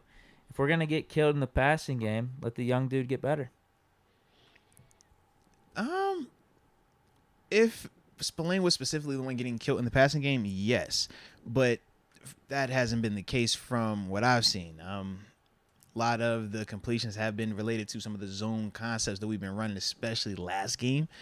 So I don't think it would matter who you put out there. We're going to be running the zone defense because of the injuries at corner and potentially at safety with Edmonds. You still going to have the same stuff. It's just going to be, all right, Mark Robinson going to make the tackle after he makes the catch instead of it being Robert Spillane, just because we played a ton of cover 3. That's what we went to when we had the injuries at corner and at safety. So I don't see that necessarily changing right now. So even though I would like to see Mark out there, it's just kind of like, what would be the reason of me putting him out there? Am I putting him out there just to put him out there, or is it because I think he's going to be an upgrade off of what we already have right now at inside? And as we said, man, the 3 inside linebackers, they've been playing well. They've been playing they've been playing well and being productive also. So yeah, I don't want to mess that up right now, man, when we finally got all 3 where they need to be, so to speak. The role for him could be, if we're actually going to have Spillane doing some of that edge rushing, is just that. I feel like he could come off the edge and make some plays. Yeah, but the same way you don't want Robert Spillane coming off the edge, you don't want Mark Robinson coming off the edge. You know why? Because they're inside linebackers. I know, but if we're going to do it anyway, I'd probably rather have Mark Robinson over Spillane. I get what you're saying. Yeah. But so it would just be we watching Mark Robinson run and get blocked by Deion Dawkins. Or he's running to get blocked by, I'm drawing a blank on the other tackle right now, but yeah. I think he just has a little bit more explosiveness. Or Spencer Brown, yeah. He might give you a play or two here. Maybe a little strip sack, something like that, like what he did in the preseason. Well, you're right. You never know. But the flip side is like these tackles get paid to block DNs and outside linebackers to do it on a full-time basis, not a moonlight basis. You know what I mean? So that's all. I get it. We're in a desolate spot. That's why I'm bringing it up. So, yeah, it's desperation. It definitely maybe he could be a little bit of an upgrade over Spillane if we're going to have... Spillane's not doing it the whole game. Right, It's just, yeah. But, like, who could we take a helmet off of? I'd like to see some Mark Robinson. I'm not even going to front. Just but for a not few even plays taking here. the helmet off. Who are you taking off the field? You already rotate Devin Bush, Miles Jack, and Robert Spillane. Right, in terms of just the strictly inside linebacker position that the Mark Robinson would play, I don't know if it would work. Yeah. I'm more or less just seeing him thrown out there as like an X factor for like 4 or 5 plays. Yeah, because that's what I'm trying to figure out too. Because I'm like, between us already switching personnel groupings where outside of Alex Highsmith, they don't even keep the other outside linebacker out there all the time now. Remember, they're bumping DeMarvin Leal, Cam Hayward out there as well. So that's what I'm just kind of like, man, I don't see that, like, where he carves out his role if you're already taking snaps from the dudes that do that full time already. Right. I don't know. We're in a weird spot right now. Teachers need to be healthy. If TJ is healthy, we don't have to worry about this. We don't have to be trying to figure out who could just go out there and just rush and hopefully give us, like, we didn't have to do all this. It'd be fine. Hopefully, when we talk to Malik, he'll be the one. Because you know how we always do. You come on the show, and next thing you know, you start getting big time plays out there, man. This wasn't an accident. We requested him. We know what we're trying to do here. That good juju. That good mojo. Yeah. All right. Do we go to these headlines then? Yes, let's do it, man. Okay. First one. You brought this one. You know up. we should have known too, man. What? When he said they was going to a meeting. Think about how y'all been complaining about the defense off of last game. We should have known this meeting was going to be a long meeting. We should have known. He said between last week and now, you going from Zach Wilson to Josh Allen. Yep. Getting extra prepared today. Extra prepared. I like it though. Rightfully so. All right, you brought this one up. I think it's a decent thought to consider. Uh-oh. Who are you taking going forward? Oh. Geno Smith or Russell Wilson? Well, that is a unique one because right now, they did write him off. He never wrote back. We know Geno was on one right now. And numbers-wise, his numbers are better than Mr. Let Him Cook in the flesh. Team record. I think the Seahawks are better. Maybe even. Yeah. I think they're even. 2-2. Yeah, I think they're both even. But passing, Geno got the number advantage right now, man. How you feeling about this, though? Who am I taking going forward? Yeah. Hey, chat, y'all let us know, too, man. Who y'all taking going forward, man? Geno Smith or you rolling with Russ, man? You know, the way these dudes playing right now, man. We got to see some. I think you could take this question in multiple ways. Mm-hmm. Just the question in and of itself, who am I taking going forward? Russell Wilson. But if you're going to ask Pete Carroll, who would he rather have as quarterback for his team right now? I think he would stick with Geno Smith because he doesn't have to pay Geno Smith what Russell Wilson's getting paid right now. And you're getting better production thus far. So you about to go the layered route. Oh, No. Well, if you're building your team, though, if you're building your team and Geno is playing the way that he's playing, you could spend a lot more money everywhere else, like you're saying. I get what you're saying. Yeah, but for me personally, I think Russ is going to turn it around. By which he has too much of a track record, man. Like he's a Hall of Fame quarterback in Seattle. I still think maybe he was a byproduct of Pete Carroll's system. Yeah, but it's still new with Denver. I thought they started to turn it around a little bit more last week too. I think you just got to give it time. They're going up against the Colts tonight. This the one? Well, listen, it doesn't have to be the one where the offense is explosive, but it could be a nice stepping stone. And if they're at 3-2, that again gives the Broncos a little more time for them to just, figure this out a little bit. They could buy their time, and Russell Wilson and Hackett could start getting on the same page. And I think that's eventually what's going to happen. Russ, as I mentioned, he's a Hall of Fame quarterback. He is the type of guy that you give one of those $40 million a year contracts to. Mm-hmm. I'm not writing him off like a lot of people have wrote off Geno Smith throughout his career. But all right. I will give Geno Smith credit because he has surprised me. He really has. He's looking like why everybody was hyped about him coming out of West Virginia. I don't know if it's holding up though.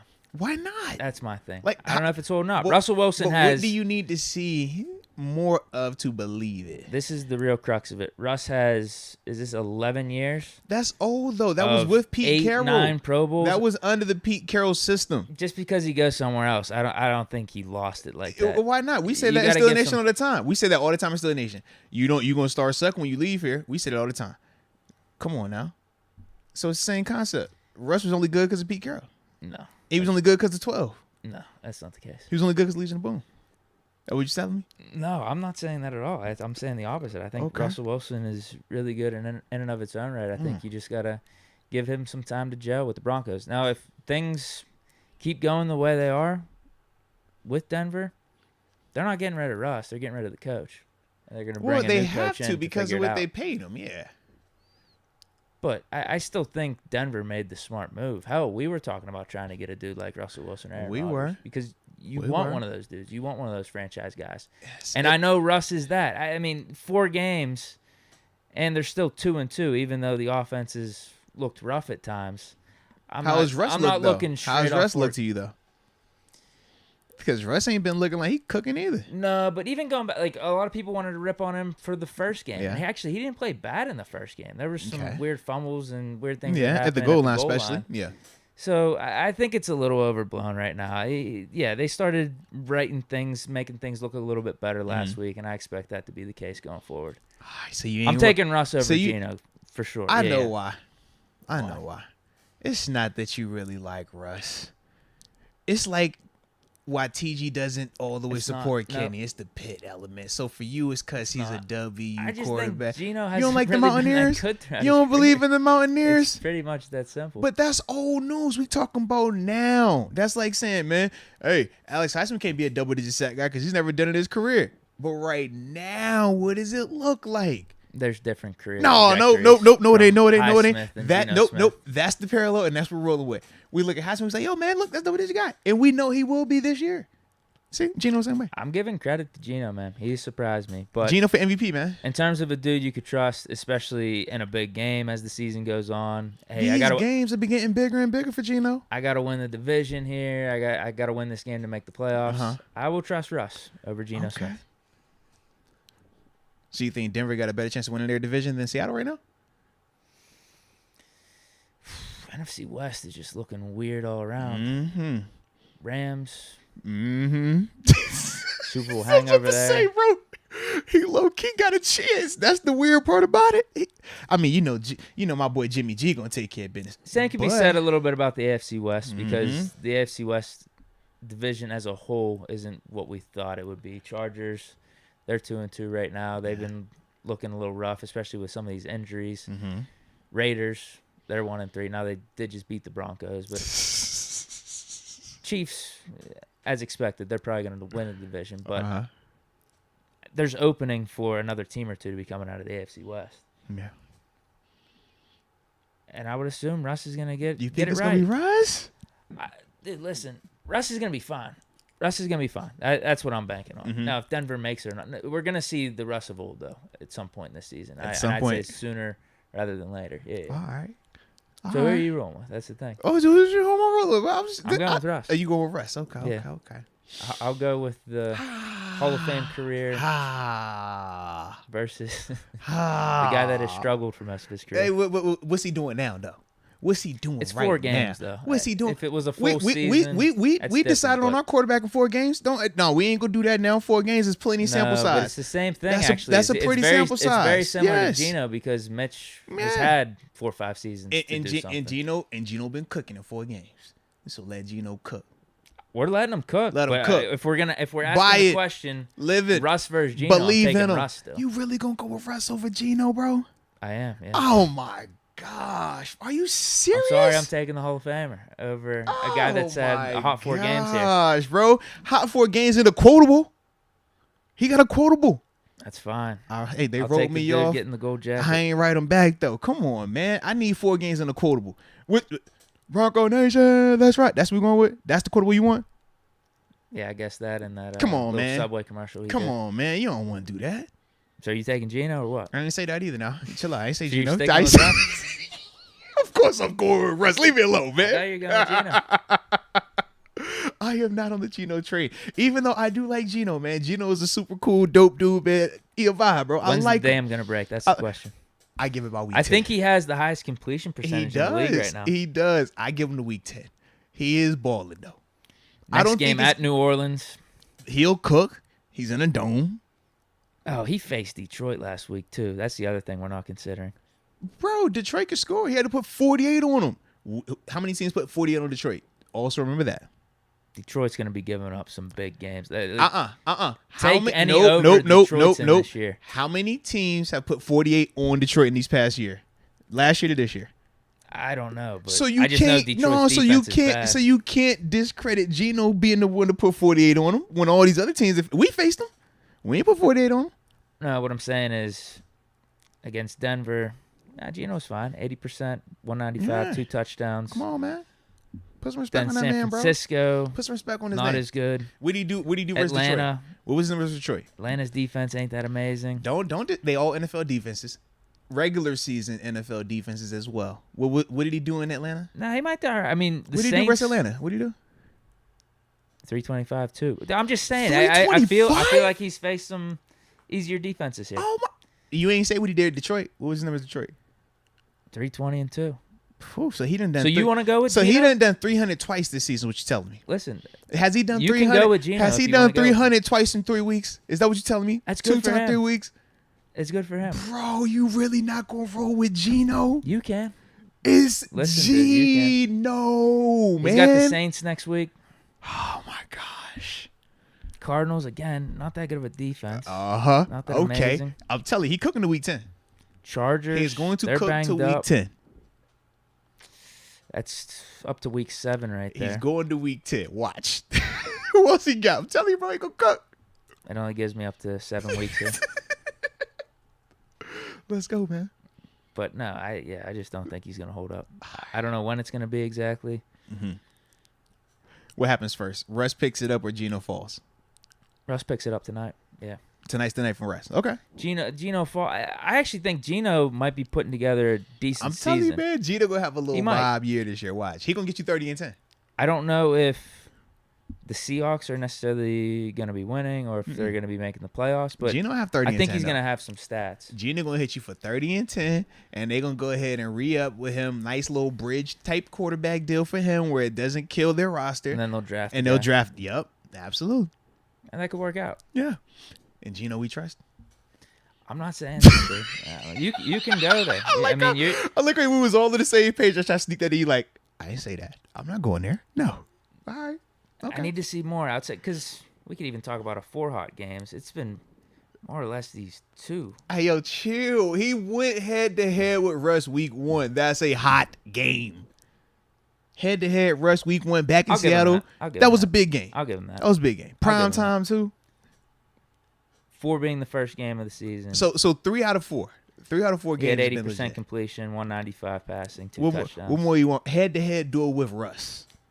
Head to head. He was dueling him. He was It willing and wasn't- dealing. It wasn't like that. Oh, yes, it was, man. You know Russ it should've was. won that Oh, man. Russ ain't. He couldn't convert. He had his opportunity. He couldn't convert.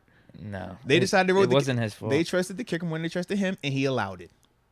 It Did wasn't did like he that. allow it? Yes or no? It wasn't 100% like Did he walk off the field? Dude, it wasn't 100% like that. Javonte Williams with I fumbles. just asked, did he walk off the field when it was 4th and 4? At midfield area? Plus 40 when he kicked the field goal at the end of the game? When they made that decision, he was cool with it. Yeah, that was the He win was the cool game. with it. That was the win the game. He was That's cool with fine. it. He was cool with it. And McManus He was cool with it. was obviously good from that distance. Would you have been cool with that if that's 7? Or would you say, yeah, I want 7 to go out there and make this play? Because Either way, you're let the kicking a clock, field goal. But no, they let the clock. Think about it, they let the clock run down to that, right? But they could have definitely took a timeout beforehand if they were going to be aggressive with it. Remember that was the whole debacle at the end where it's like, yo, man, who you putting that on? Russ, you putting that on the coach? Like, yo, you got to call a timeout. All this clock racing, and then they let the clock run all the way down just to call a timeout, just to come back out there and say, all right, you know what, we are going to do this now instead. They were gonna kick a field goal anyway, so But why? they wanted to do that They and was not nervous. risk not getting the 4th down conversion. I don't care. I don't think it was a lack of trust in Russ. I think if you're paying Russ what you're paying Russ, I want my Russ to be out there. I see Seattle put Geno out there. They ain't shy away from Geno. Just remember that, man. Bruh. You could take Geno, though. You could take Geno. It seems like you want to take Geno. I want you to take Geno. I don't want to take Geno, bro. No, not at all. I don't. Not at all. You think I trust Geno? It sounds like it. Ah, So not you a can chance, stick man. with him. Not a chance. I can't trust Geno. No. So how we looking on Malik Reed right here? They text me again. They're still in meetings. And she sent me the apology. She was like, yo, as you understand, and what we just talked about, she kind of reiterated that.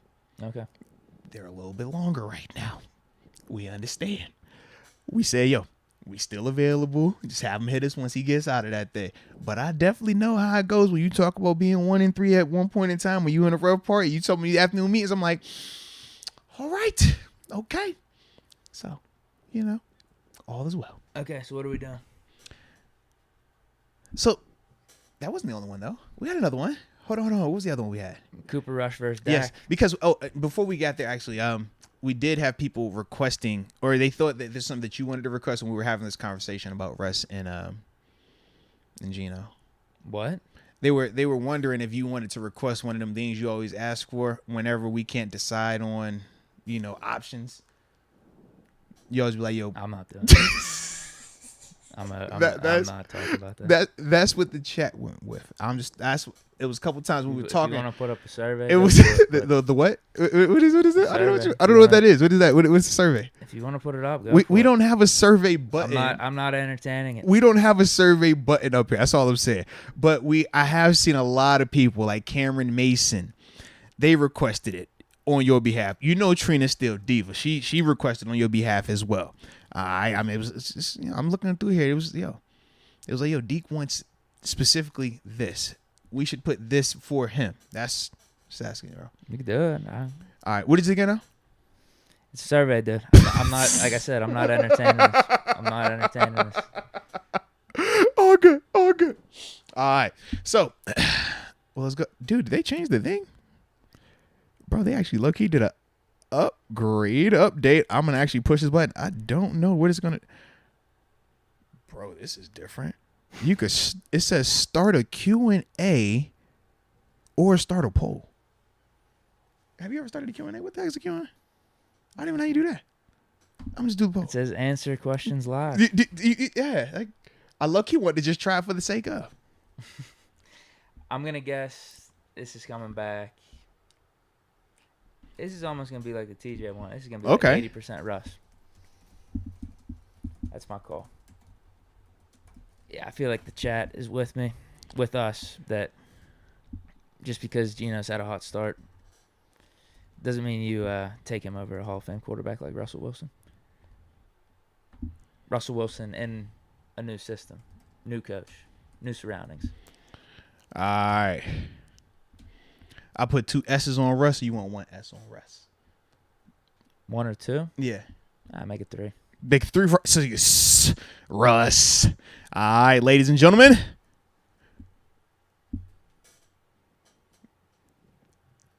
Did it come up on yours? Did you feel it? Chef Russ.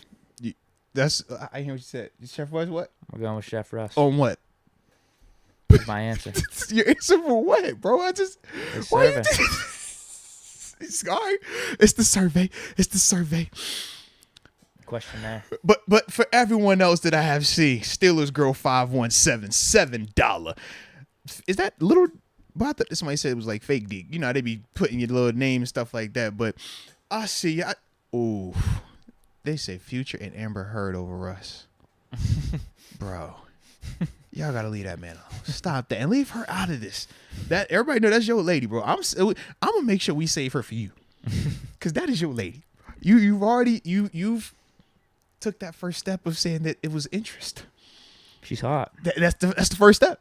That's the first step, man. I don't know if there's. It's a slippery slope, bro. Being in a relationship with her, but why not? She'll change for you, Deke. No, you can't rely on that. You don't think she'll change for you? No, that's not something you should be banking on in general. Why not? No, because people are who they are. But she already got that out. She already got that out of her system. She got that out of her system already. You think that's gonna happen again? Well, she's got to do that, or she's got to work on herself. Then that's her own thing. Nah. That's her own prerogative. Maybe. And shout out to Donald Copeland. He said we missed the polls. The poll missed you as well, Donald. Just know that poll missed you as well. Whoa, it's closer. What is Chef Russ What's with closer? 60% right now. Are you talking about the poll? Yeah, the survey. Don't be. We're just gonna talk about it as if it is regular. Okay, we're not gonna make it weird, bro. It's just a poll. I'm just gonna keep calling it the survey. So I'm fine with that. I mean, that's why there's a thesaurus. He said, you're not gonna hear those words come out of my mouth. I'm not saying that. There's a thesaurus. So like, oh man, is that Young Moats? Bro, I'm watching. Hey, Oh no. Ben's he dialed us up right there. I'm sorry, guys. I'm sorry. Got distracted. They were playing the this is what, 2011? No, is this? No, this is 10. 2010 Steelers Bills, the one in Buffalo. Yeah. Saw it in the back right now. Just seeing a little flash right there. But look at y'all holding, man. Dang, why y'all offensive line always holding my dog cow like that, man? Throw the flag. Let's go. Oh, it doesn't matter. I know, because this is the one he kills us with. I hate it. It's like 2 flags in a row, then he gashes because it's in the fourth quarter right here. This is when we're thinking it's about to be over, and I'm out there because it's like, yo, it's pass rush time. I'm like, yo, let's get after it. It's time. I told you this line It's sucks, time. Dude. Bro, and we felt nice. What happens? We turn over. We either get a 3-0 or we drops it. No, Steve drops in overtime. Okay, so it's a turnover or something that happens right here, but 7 definitely comes back, hits a play, leads them down, and that's how they tied to go into overtime. No, we're already up 16-13. Oh, so then no, we kick it right here, then the kick field goal, then decide to go into overtime. And then after that, that's when we make the throw. Stevie Johnson first play. It's like second play, third play of the game. In overtime? Yeah. Jeez. How the poll looking though, man? So far, so closer than I thought. People don't like Russ though. Is that it? That's the other thing. Yeah. What? Oh, everybody can't like that. Nah, come on, man. People think he's corny. What? I see people say he's couples goals. You know how many women I say, oh my God, look at how he just pops up on Sierra like, hi, I got you flowers. You know, like they like that, bro. You won't feel that deep? I don't know if we have those females voting on this survey here. Come on, you ain't like that? You don't like what he be doing? He's a cool guy. Cool in a not so cool I just know he's a good quarterback. He's a really good, it's a dope quarterback. This is shifting. You brought up the personality and that kind of like changed their mindset, I guess, bro. Russ at 54%, Geno at 46%. This is actually a lot closer than I expected it to be. I thought it was going to be 70 or 80. I definitely thought it was going to be 80. People don't like Russ, though. But why wouldn't they like Russ? Russ is the dude that you would want to talk to your kids. He's the guy that you would want to give the speech at your graduation. Be the teacher. You know? He's the guy that, hey, man, if I was going to a church, he could be the pastor. You know? Like, that's the type of I think is, man. You know? I see Russ and I think he could be a marriage counselor. You know? He's one of them dudes, man. That's it. I don't know. He got divorced in his first one. That means he had good practice. You know, sometimes you got to have a little stain on it. Yeah. 52-48. Bro. Stop. Come on. Dang, boy. We might need to stop the count. I am one, because it's only been 4 minutes. It's 126 people that voted, too. This is not a small sample size. Like, dude. Are they really thinking that Russ is done, maybe? Because that could be a part of it, too. That's stupid. You don't think so? I mean, what have your eyes been telling you? Not what your heart's saying, what your eyes been telling you. There's been some struggles on that offense. Yeah. Oh, get out there, Moats. I'm sorry. But they're going to turn it around. That's what my eyes are telling me. For sure. For sure. All right, so we want to leave this up. All right, it's going back in Russ's direction. Okay, or we want to go to picks, or we want to go to the other. Let's do another one, man. Either-or conversation. Because like I said, I know how this meeting is got to be winding down. You feel me? It's winding down. So I feel like it's only a matter of time before we get that da-da-da-da-da-da. I say we just... Give them the 4:30. Huh? Well, I say we just roll normally. And let's do it then. Because we could do Cooper Rush versus Dak. Yeah. And then we just do our picks and then... Sound good to me, bro. Am I wrong? Sound good to me, man. Let's do it, man. Check this. I don't think we got any super chats. Yeah, no supers in Compton. And shout out to Nick Y as well, though. He talks about how it's 507 plus in the chat. Make sure you get that second to hit the like button. So absolutely, man. And shout out to each and every one of y'all that are in here with us today. Greatly appreciate y'all, man. But yeah, definitely hit that like button one time for the culture. Okay, so this one's, I'd say, I mean, it's kind of meant for you. Because you could give us that pulse. Like, what's the real feel Check the temperature, man. On this one, because you could give us maybe a little bit of your family perspective. I know you have some history with the Cowboys as well growing up. So what should they do? Time out. So you just gonna make me out a Cowboy insider now? As you just do that, you know, you got the family and stuff. You know, y'all Cowboys fans. I see how you was just trying to like just nonchalantly just do that. I feel like you might have a little bit better. Oh no, not the PTSD. Me. Oh, he dropped it, Deke. Oh Lord.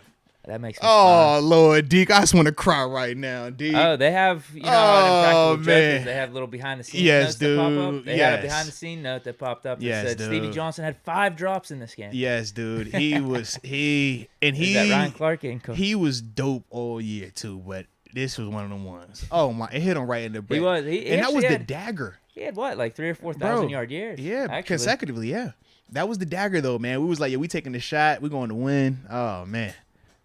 Okay. Dak Prescott or Cooper Rush? What should the Cowboys do? Should they stick with Cooper? Coming off this little win streak that they got going. Why you got to minimize his win streak? Coming off this little win streak. Like, come on, man. He's been playing good. He's been playing lights out, man. He's a baller. He's a gamer. Undefeated right now, too. And not winning in spite of winning with. I wouldn't say. I would say because of, not because of. Not just because, yet. yeah, however you want to phrase it, because of, or he's like dominating, right. and leading, but with. It's been a good compliment. Cowboys defense has been playing really good. Yeah. And he's been playing good. He's been doing enough. I would agree. It's almost like what's his numbers though right now? Because his numbers are nice Dak too, though. Prescott. His numbers are nice too right now. Yeah, they aren't crazy gaudy, but it's 737 yards and 4 touchdowns, no picks. Let's go, bro. His QBR is 4th in the league at 73.9. Now that's different than the QB rating. That's the one out of 100. That's the 0 to 100. Oh no, that sounds kind of nice to me. Yeah, but I guess the question is, would they have won these games with Dak? Would they? Because the question is then is Cooper Rush an X factor? Because people question Dak. Factor? People question Dak because Dak could do everything Cooper Rush is doing, but is there that just wow? We have this different quarterback. The team as a whole is playing a little different. To me, when you watch them, they don't do the same type of stuff they do with Cooper Rush as they do with Dak, and I think that's the big part about it. When I watch with Cooper, they play through the running game. Which is what they should be doing. But with Dak, because of the contract, they play through him and his arm. And because he can go out and throw for 400 or 500 yards. Yes, but he's not doing that on a consistent basis. He can do it for a couple of them, but he's also going to throw you out of them as well. Well, and usually when he's doing that, they're down, and he has to. Yeah, and part of the reason why they would get down is because he was trying to do it at the beginning and was usually struggling or turning the ball over. So that's why it's like, to me, they're very different in terms of how they call plays for those two dudes or their identity with both of those dudes out there. But who you taking though? That's the real. And I'm gonna go ahead and shut down the Chef Russ versus Geno poll. We still at it's 54% Geno. 54% Russ. Still closer than I would have thought. It's been 9 minutes. 168 people have been on this poll. It doesn't look like Dak's gonna be playing this week. Mm-hmm. But it looks like he's going to be back soon, probably within the next week. Yeah, because Jerry said that he still can't. He's having grip issues. Yeah, like holding on to the football. So, it's setting up for he comes out. Dummy ain't doing what it's supposed to. Bring in the changeup. Let's go. Get the lefty out there. Well, I technically Cooper's a righty, but you know what I'm saying. Well, let me check to see what the Cowboys' next game is here. Because Cooper didn't just beat teams; he beat the ops. He beat the rivals. That is true. The game that mattered the most, he won convincingly. Mm-hmm. So their next one is the Rams this week. And then they got away at the Eagles. Home against the Lions. Home against the Bears. You letting Cooper cook? Well, since Dak's not ready to go, maybe you don't have to answer this right now. Okay. If Cooper beats the Rams away and then the Eagles away, though, it's hard to pull him out that lineup, bro. Because right now, Jerry Jones said the right thing. If Dak's ready right now, though. He said if Dak's ready right now, there's no question he would be the guy. There's no reason not to have him. But he said he would open up he said he would be all for a QB competition. Or QB controversy if both of these dudes if Cooper Rush keeps playing well. Yeah, you beat the Rams on the road and the Eagles on the road with Rush at quarterback. It's almost like how Dak Prescott got his job. Yeah. Yeah. Romo got hurt in the preseason. They started off with Dak, and they just went on a run. They went like, what, 6, 7 in a row? They were undefeated. They were like, they weren't like the last undefeateds. Absolutely. Yeah, they went on a run, and they just stuck with Dak. Obviously, you still thought, like, Romo can do more, but there's a different energy with Dak Prescott. The chemistry was there, man. Absolutely. There was a chemistry. Yeah, exactly. And sometimes, man, you don't want to upset that flow as your team. And part of the thing is when you're talking about these star players, when they are out for that long, that is how it works at times, man. But it's still more of a rarity in the sense of those dudes actually coming in and producing on that type of level where you get a controversy of a potential switch, most of the time it's like, man, can this guy come back faster? You know, kind of like how we feeling right now with TJ. But just imagine, man, if any of these dudes outside linebackers came out and it was like, yo, they got 6 sacks over here and they cooking, we'd be like, hey, man, hold on now. Maybe you do need more reps. Maybe you do need more opportunities in the stadium. We haven't got that just yet, so we don't have to really entertain it. But that's, you know, why it is one of the things with Cooper Rush where I'm like, well, hey, Cooper, man, you actually have decent today. And I don't know, at least for the whole month of September. And I don't know if Dak has that ultimate benefit of the doubt like you would give top 6, 7, 8 guys, because he's on that borderline of because he has the money teens and top 10. Yeah, he has the money, but based on what you've seen from him, not a lot to make you feel that you can trust that consistently. Yeah. Like if Joe Burrow goes down and Bengals go on a win streak without, he's coming back and you're still putting him in. Yeah. Same with Aaron Rodgers, with Brady, Mahomes, Josh Allen. You're putting those guys in and there's like just no question about it. Even like with Big Ben. Absolutely. There's no question. But Dak is questioned. Dak, you thinking about it. Yeah. Right, exactly. Because even with him coming back and how you were talking about messing up the flow, like he's got to get back in rhythm too. And do you want to afford because we saw with tossing Russ, a game or two? And think about how when Russ came back, similar injury in terms of having to need the surgery on the thumb and stuff like that. But just in the sense of when he came back, he was struggling. Even, you know what I mean, like in that sense. So it's like if a quarterback Geno wasn't playing that good. And that's, correct. That was why. But it's like just in the simple sense of Russ is a higher end quarterback than Dak Prescott. Russ had the same thing, and he took it. You know, he wasn't the same player when he came back that year. It wasn't. So now I'm thinking of Dak in that same vein, and I'm like, okay, if Dak was already a lesser version of what Russ is, and we saw what Russ looked like after that, is Dak going to be a lesser version of what he already is right now when he comes back? And that's kind of why I'm also like, man, if Cooper's already doing it, well, maybe, you know, if he keeps winning, he has to keep winning. That's the other part. I think it remains to be seen. I think the timing works out where you don't have to make the decision right now. You have 2 big games coming up. I don't know if Dak's going to be available for that Eagles game. But, yeah, just wait and see. Because if Cooper Rush comes out and lays an egg against the Rams, then your decision's easier. Right. Just let it play out. But I think Jerry Jones said the right thing. And if the decision was to be made today, I think you would go with Dak. Yeah. Because the sample size isn't big enough. So that's where I'm going with it. But since Dak ain't ready yet, yeah, let it play out. Sound good to me, then. Especially the Eagles I mean, that would be huge.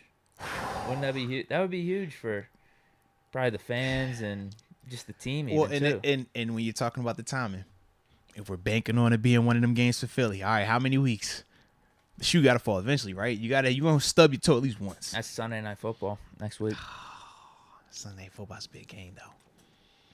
Where's the game at? In Philly? Yeah. Never mind. I don't like that too much. I don't like that at all. Yeah, not in Philly. So we kind of feel the same about that? Yes, because of the injury. Because Dak is still hurt. Yes. Right now. Yes. Right now. If Dak was healthy. Whoa. Whoa. Wow.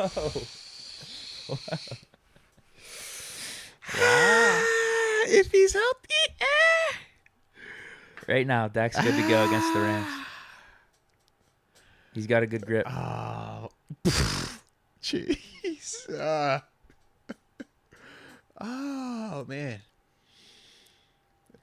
I think your answer, you not answering it or thinking about it, you stick with Cooper. All right, put it like this.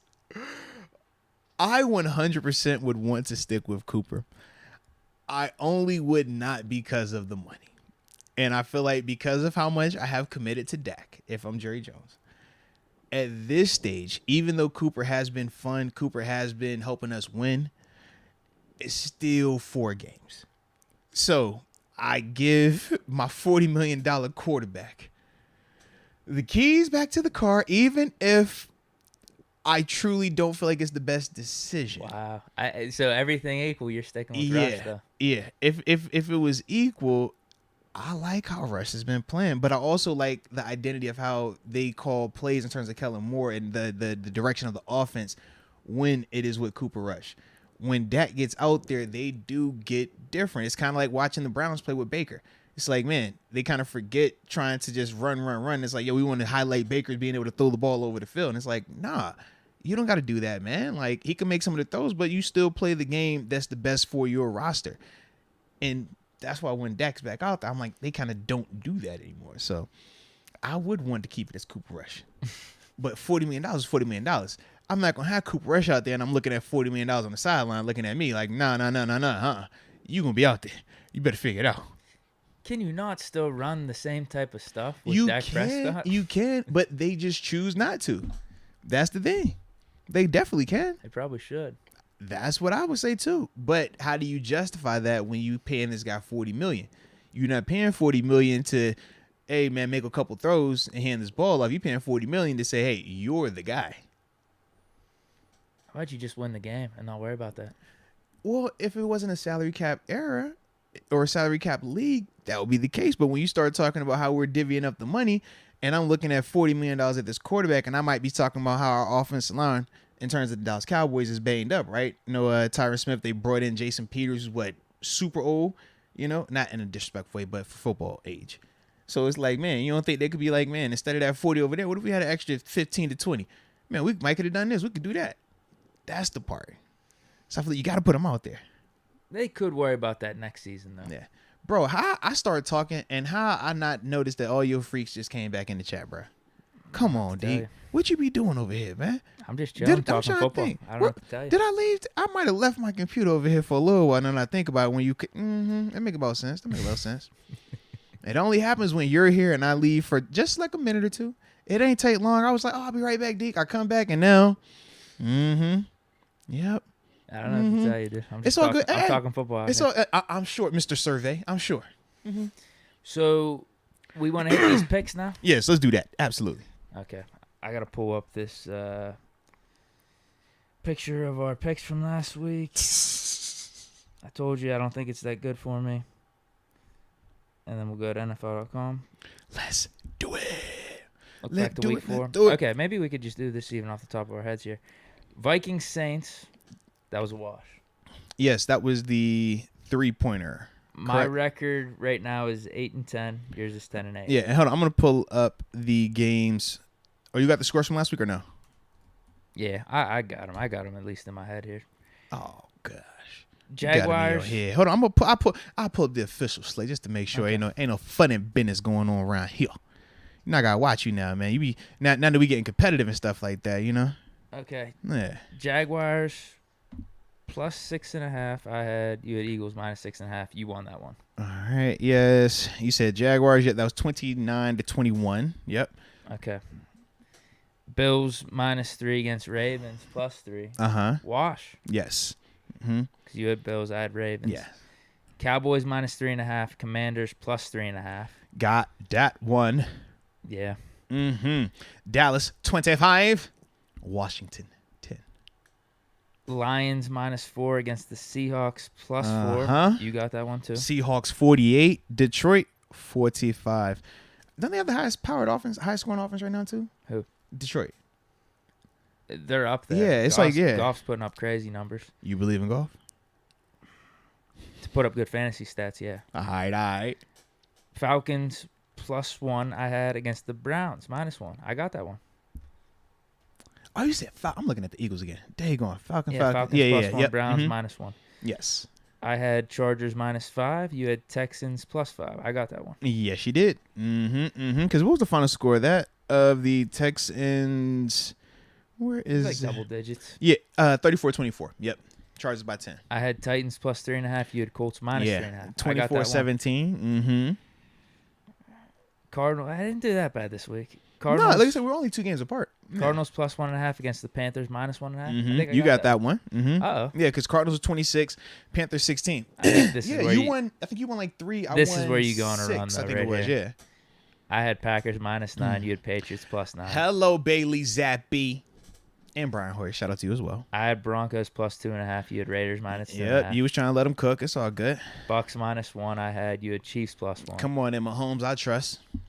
I had Rams plus 1.5. You had Niners. Jimmy freaking G. Yeah, you just said. Yeah. Was that 4 there in a row? Yes.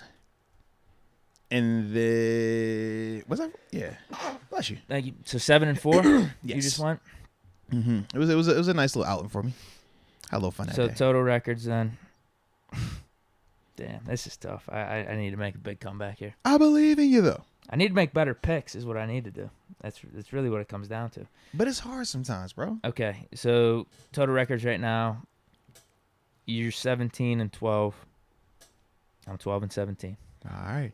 I was really about to say, bro, if I'm 17-12, you got to be the opposite, right? It's the opposite. Yeah, Exactly. We ain't got to overthink that thing. We good. Let's get it. All right. So Ready? Let's start it up. Tonight's game, Broncos at home, -3.5 against the Colts. Broncos -3. I'll go with Matty Ice. Really? Yeah. You already told me you taking Russ. Yeah. I'll do You got to stand by it, man. Stand by I it. wish the spread was at 3. Stand by it. It's 3. You said, it said 3.5. Yeah, so you can't win by a field goal. Yep. I wish it was, but no Javonte Williams. They're going to be throwing it. Melvin Gordon fumbling the ball over the place. It's going to be the Let Russ Cook show. Yeah, I think Leonard's still out too. Yes, concussion. Nope. Sunday to Thursday, he definitely going to make that one. Yeah, I think Kicks, he's already been ruled out as well. Mm-hmm. Yeah, I'll go Broncos. I was talking about Russ over Geno Smith. I'll put my money where my mouth is. That's what I'm talking about, man. A man of the people. Man of the people right there. Packers at home, -8 against the Giants, +8. Is it -8? Wow. This game is in London. Give me New York. Oh, yeah. Give me New York. This is in London. Yes, bro. I was like, wait a minute. Hold on, right? They got the Packers on the bottom of the screen. You're right. Yes, this is in AM London. game. Absolutely. Give me the Giants. It gets weird over there. Yeah, I can't do this one. I got to sit out. Oh, man. I thought I had it. Oh, man. I thought you was about to go right in there and just, because that's A-Rod. I'll do it. You know what? Roll with him, bro. I'm flipping it. 8 points, right? It's 8, right? You said 8's the spread? I'm fading myself. Yeah. 8's the spread. All right. Yeah. I'm fading myself. I like New York. Here's how I could see it playing out. As much as you want to say it's a weird game in general, I think it could be. No, Russ can. I mean, not Russ. Aaron Rodgers can still light it up. Yeah, I think Rodgers is the most consistent factor out of the two teams. Yeah. Daniel Jones in London. Do we feel good about that? Dable, first year as a head coach in London. They 3-1 right now, and Saquon is on 1. I know. So I hear what you're saying, but I ain't hearing what you're saying right now. But they are banged up at quarterback. So obviously you'll see what Daniel Jones looks like. He said he was good, but Yeah. I don't know if things have changed. But I would say because he looked like he couldn't move, in the game when he went down. And I feel obviously better if it Tyrod was concussion 7. protocol. I feel a lot better if it was 7. But I wouldn't take it if it was 7. Okay. I don't like it at 7. It's the 8. Touchdown, Absolutely. It's like, I need you to not just score and win with the 2-point conversion. Like, now you got to convince it. Yeah. Bills at home, -14 We already talked about this one. What you talking against about? the Steelers. I got Steelers. I like Steelers because the points. I take the spread. Yeah. Okay. I got the Steelers. The points. Okay. Yeah. So yeah, we We're the doing same this right one there. Yeah. See, look at that right there. That was easy. 14 points. Definitely give me Pittsburgh. Come on now. I took my team yesterday. Remember? We could make this one money line. I'll make this one money line right now. Nah. Listen. I'll do Steelers money line. Deke. No points. I don't want points. We have a rule that we stick to the spread, right, wrong, or indifferent. So, for the sake of the integrity of these picks and the integrity of our records, I unfortunately will have to decline from that money line offer and just roll with I think we the can make an spread. exception. No, I don't want to inconvenience you or anybody. I'm not inconvenienced. Oh, no, I'm giving up 14 points. I don't want you to feel you got to make any sacrifices either. Not a sacrifice. No, I'm man. very willing to do it. We're good. I'm happy to man. do it. Glad to do it, actually. We're going to both pick Pittsburgh -14, and we're going to go from there. +14. Or, excuse me, +14 and go from there. I don't know why I said, I be thinking about both teams sometimes like that. But nope, we're going +14. That's what we're going to roll with. Okay. Bucks -9.5 at home against the Falcons. Jeez, oh man. Jeez. You said man. 9.5?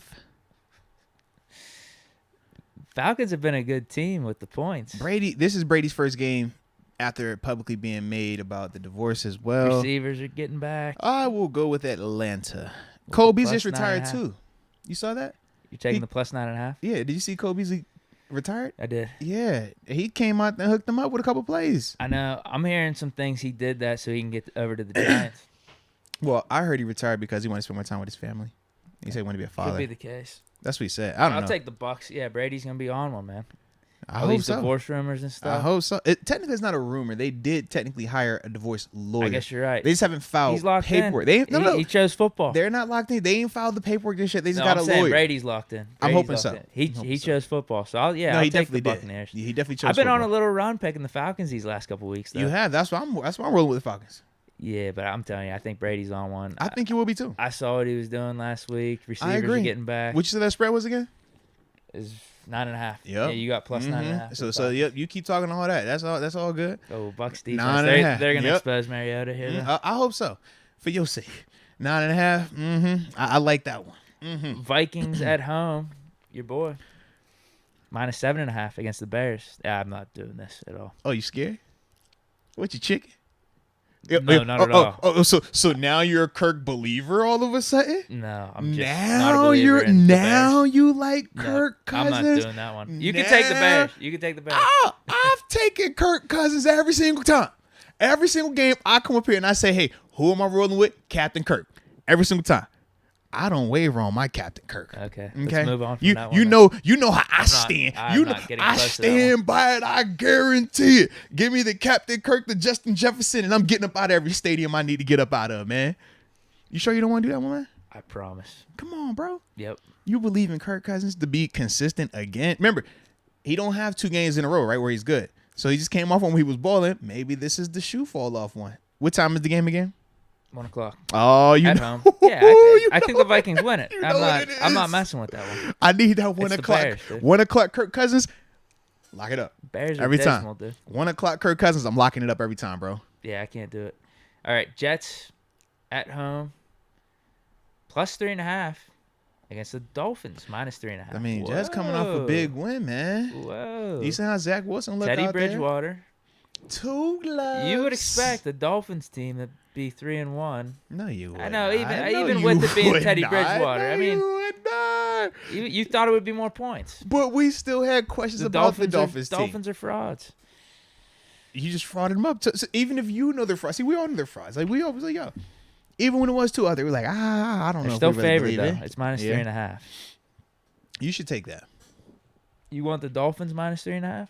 I personally don't like this matchup at all. Right. I'm actually with you. Yeah, I don't like it at all. Because I don't believe in Zach Wilson. But I don't believe in the Dolphins all the way either. Yeah. Because even though they have the weapons, I don't think Bridgewater is actually going to open it up and use them. I wouldn't feel good about a pick either Yeah. way in this one. Unless I'm you good. just wanted to do I'm good the on whole that. opposite play. And just I'm totally good on that one. The way you felt about Chicago not wanting that matchup, he was like, I'm good on that. I look at this one like, I don't feel good about either. Yeah. Browns at home, plus 2 against the Chargers. I'll go Chargers. What time is the game? 1. So 1 o'clock game, that's what, an 11? No, it's a 10 o'clock kickoff for LA. So Cleveland to get up early.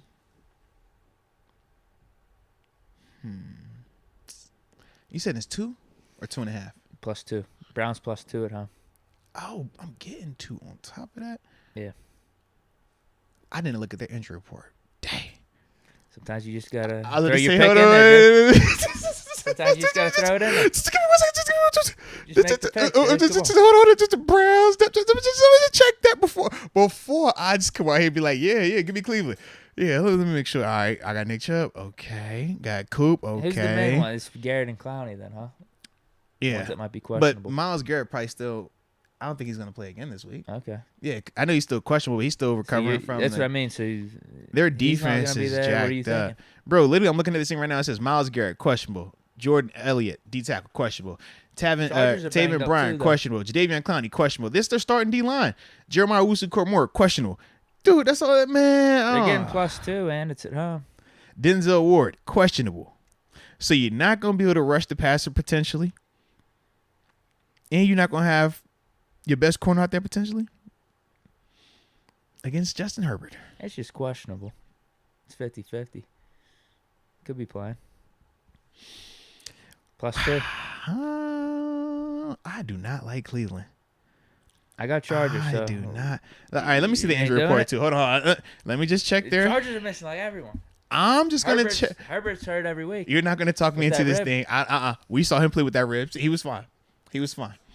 Let me just check it out. All right, Keenan Allen questionable. Yeah, they look pretty healthy on offense. No Bosa on defense. Okay. J.C. Jackson, I guess he's back, huh? And Khalil Mack still out there. Derwin James still out there. Asante Samuel Jr., who's actually balling again, still out there. Yeah, I don't like that one. I don't like that. Passing? Yeah, I'm going to go ahead and pass on that one there. Jaguars -7 at home against the Texans. -7? Wow. Texans also Jags had a letdown game last week. That was the Eagles. I'll go Jacksonville there. Yeah, I was going to pick Jacksonville too. It's all right. I'll go with them because you don't like them like that. No, I think we got to pass on this one. You sure you don't like them like that, bro? Yeah, no, they need a bounce back game after that Eagles loss. Yeah. I still think. I still think they're good. All right, I do too. Yeah, I still think they're a good team. I think they just ran into Philly, and Philly's like on a buzz. Philly's on, now. They're on a good run. Patriots at home -3.5 against the Lions. I'll do Lions. Oh wait, do I want that? Oh man. I want Detroit actually. I would love Detroit. I think I'm with you. I'm double checking it though. I'm thinking through it. You believe in Mac Jones though? So he's playing this week? Is he back? I don't think he will be because he had a legit high ankle. Is it Bailey Zappi then? That's your boy. Yeah, because I think Hoyer's obviously had the concussion in the game, but if he's healthy, it would probably be Hoyer to get the start. I think it's still up in the air. Yeah, because to me, Hoyer is going to be more buttoned up, so you're thinking less turnovers, but less opportunities as well. They're not going to do as much putting the ball in the air. With Bailey Zappi, they're going to let him, have a little fun with that thing because that's more of his game and stuff like that. Yeah, it's looking just like completely up in there. Mac Jones, limited to practice. All eyes in New England. Could be on Patriots rookie, Bailey Zappi. Yeah, it depends on Mac, depends on Hoyer and stuff. What worst case, I'll go Detroit then. I want to go Detroit too. I don't want to mess with that. All right. We'll leave that one alone then. Part of me thinks, though, like, I could see New England's defense really Absolutely. getting after Goff and somehow, no matter what the quarterback is, New England's winning like 21-7. Yeah. New England, yeah. Detroit did put up 45 last week, but it was against the Seahawks. That don't count. They can't score like that. They ain't playing nobody for real. Yeah, I don't want to do that one. You sure? Commanders at home, +1.5 against the Titans.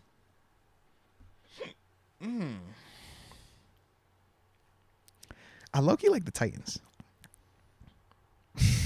I hate the Commanders. I do too. I think I'm 0-2 when picking them this year. I was going to say, I don't trust them at all.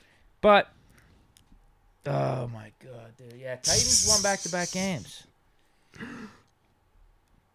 I don't know. I can't do it. If you want Titans, I can't do it. Yeah, I can't do Commanders. I can't. Deke, you acting like you trying not to lose all of a sudden, man. You acting like you really thinking in this. You don't like the Commanders. I can't do that. I can't. And I think Titans are on a little bit of a roll right now.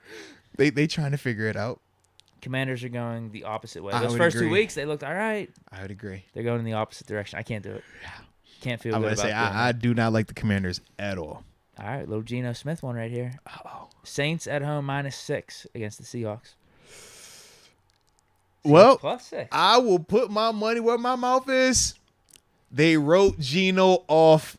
He didn't right back, though. So, I'm rolling with Geno. Okay? I hate this spread. Give me Geno. You said I get 6 as well? Yeah, give me Geno with the 6. Let's go. Run it up. If it was 3 or 4, I'd feel so much better.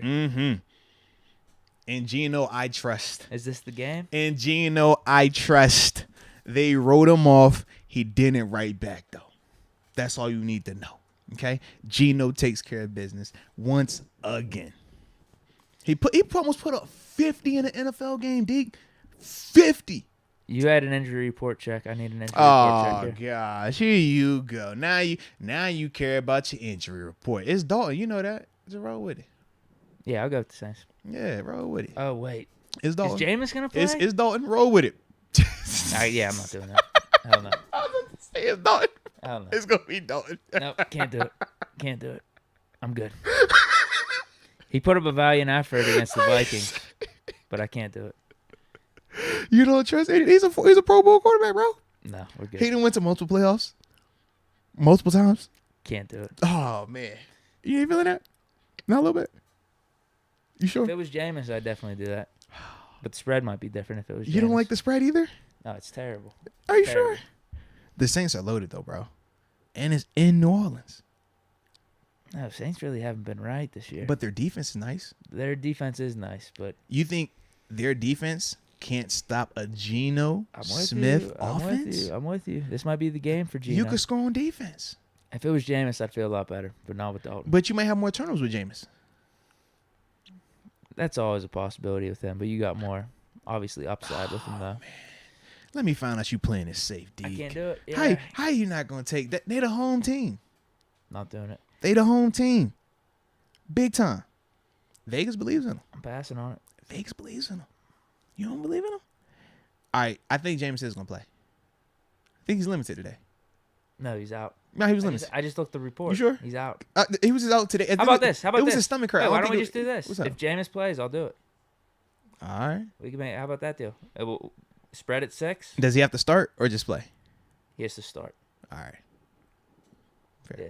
Good with that? That works. Okay. All right. Panthers at home, plus 6.5 against the Niners. Jeez. Now we got to try to remember that, hey, if Jameis is out there. We'll remember. If Jameis that's is out easy there. to remember. All right, cool. If Jameis is out there. Now, what you said no? Panthers at home, plus 6.5. Oh. Against the 49ers. You said plus 6.5? Mm-hmm. Panthers at the crib? Wow, do I hate that. You know I roll with Jimmy G. I mean, if somebody got to do it. You know, I'm a card carrying member. I'm a part of the Jimmy G fan club. I'm part of the Kirk Cousins fan club. Yep. I roll with them dudes. I rolls with the Jimmy G. I can't do it. Nobody want to pick up. Nobody like Jimmy G, but you don't want to pick against him. What's up with that? Nobody like Jimmy G, but you don't want to pick against him right now? You believe in Jimmy right now? What's going on? What's my phrase counter for saying I can't do it today? I'm just saying, bro. Like, seriously, man. Passing on this. You don't believe in Jimmy G? Do you believe in Jimmy? Do you believe? I don't believe in Baker Mayfield Jimmy Garoppolo or the Panthers. But they're getting points. You're getting 5. Getting 5 full points. 6.5, actually. 6.5 full points. It's a lot. San Fran got one by a touchdown. Yeah, but Niners defense is good too. Mm-hmm. As I mentioned, with Trey Lance getting hurt, I think they're in a better spot to win this season with Jimmy G. I mean, you don't want to do If the Niners had Trey Lance, maybe this is a different story, but... Oh, man, you don't believe in Jimmy like that. The only people that believe in Jimmy is me and Know Your Boy. Know Your Boy says 49ers. Easy. That's why I'm passing on it, too. But he could be misinformed like me. We're just saying it because of our hearts being in Jimmy. We're Jimmy G fans. So we're going to pick very biasly when it comes to Jimmy G and Kirk Cousins. No. I think this week and going forward, we should be like, we got to lock that in. No. Like, if those are my two guys, I always got to pick them. And if Rodgers or whoever's your big guys, like, you always got to pick them with the spreads. Regardless what the spread is, you got to stick with them. I think that should be a rule, man. It would be a funny concept. We're like, yo, I like Rodgers, but I don't like him this week with a 14-point spread. Dang. We're passing on this Panthers 49ers game. No way. The Panthers got good defense, though, bro. It's actually not bad. Their defense is good, yeah. Not in this one. You sure? It's in Carolina. The weather gonna be nice. They can't get lucky this time. No. Staying away. All right. Cardinals at home, +5 against the Eagles. I'm going Eagles -5. I was too. She's like, yep, that's about right. That is about right. And I don't think the Eagles are going to drop that win. That's not the one I think. I think they'll be fired up for that one. Yeah. Rams at home, -5.5 against Cowboys. I guess Cooper Rush. I guess I'll go Dallas. I guess I'll go I'm Cooper. over with my Rams picks this year. But that's because you picked with your heart week 1. You was trying to pick against Buffalo because of your heart. Picked against the Niners. Yeah. With the Rams last week. That's because you was picking in your heart. You didn't want to go with Jimmy G. Same concept. See? But this is one that makes sense. They got to right the ship here. They got to. Absolutely. Cooper This makes Rush sense. Comes down to earth. Yeah. I'll do Rams -5. Yeah. There we go. And it's in Cali. Yeah, exactly. Yeah, it's like a home game.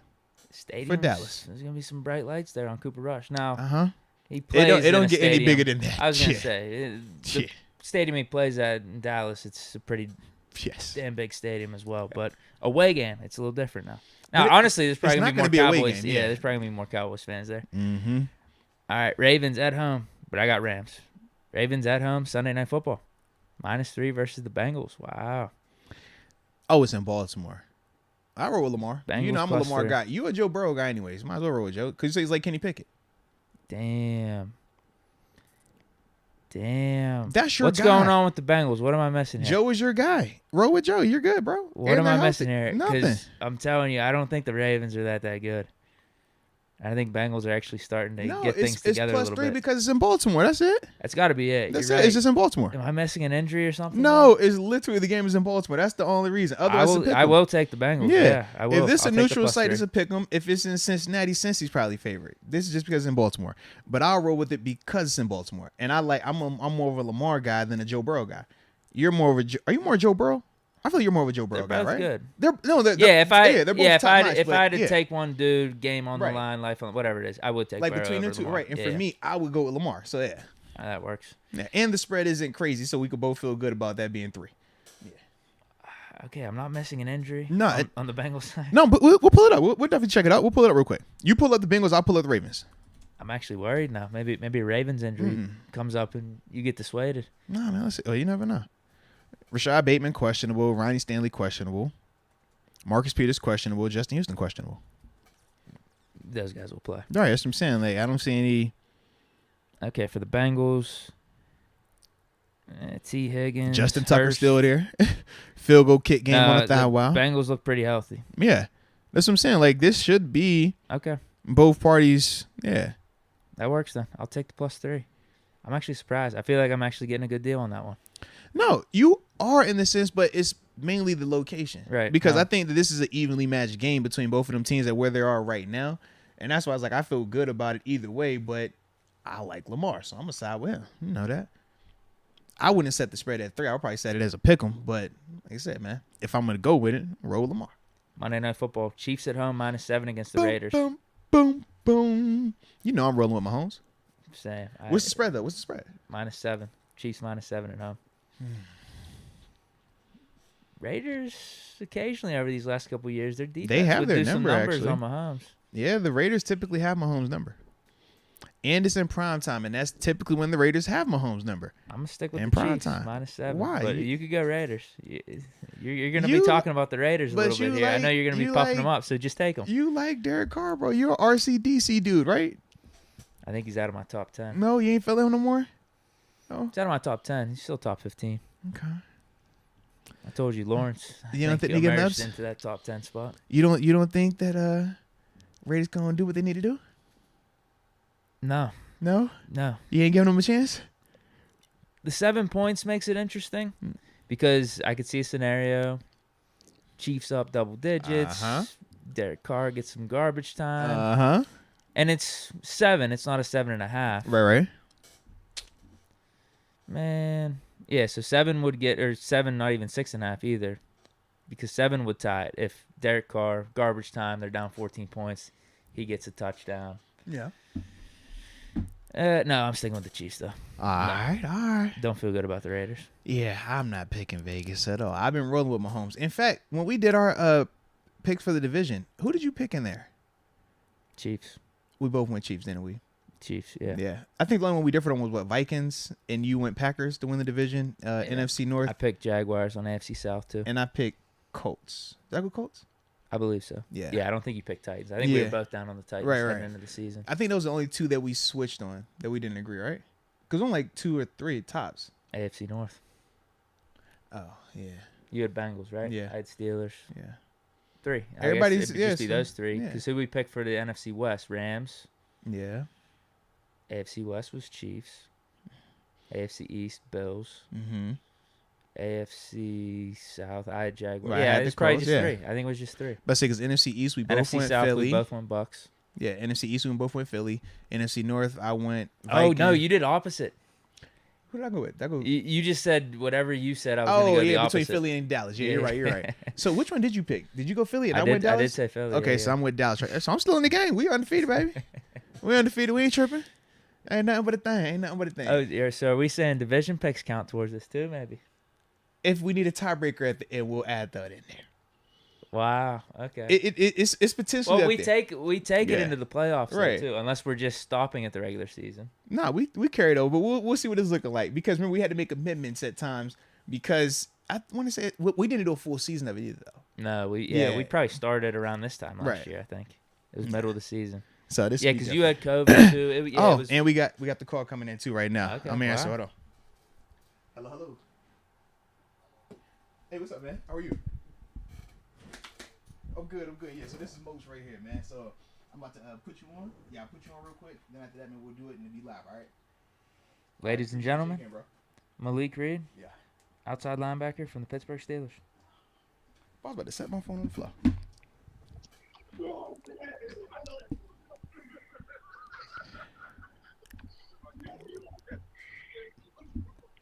All right, can you hear me still? Hello? Yeah, can you hear me, Malik? Yeah, I can hear you. I bet that.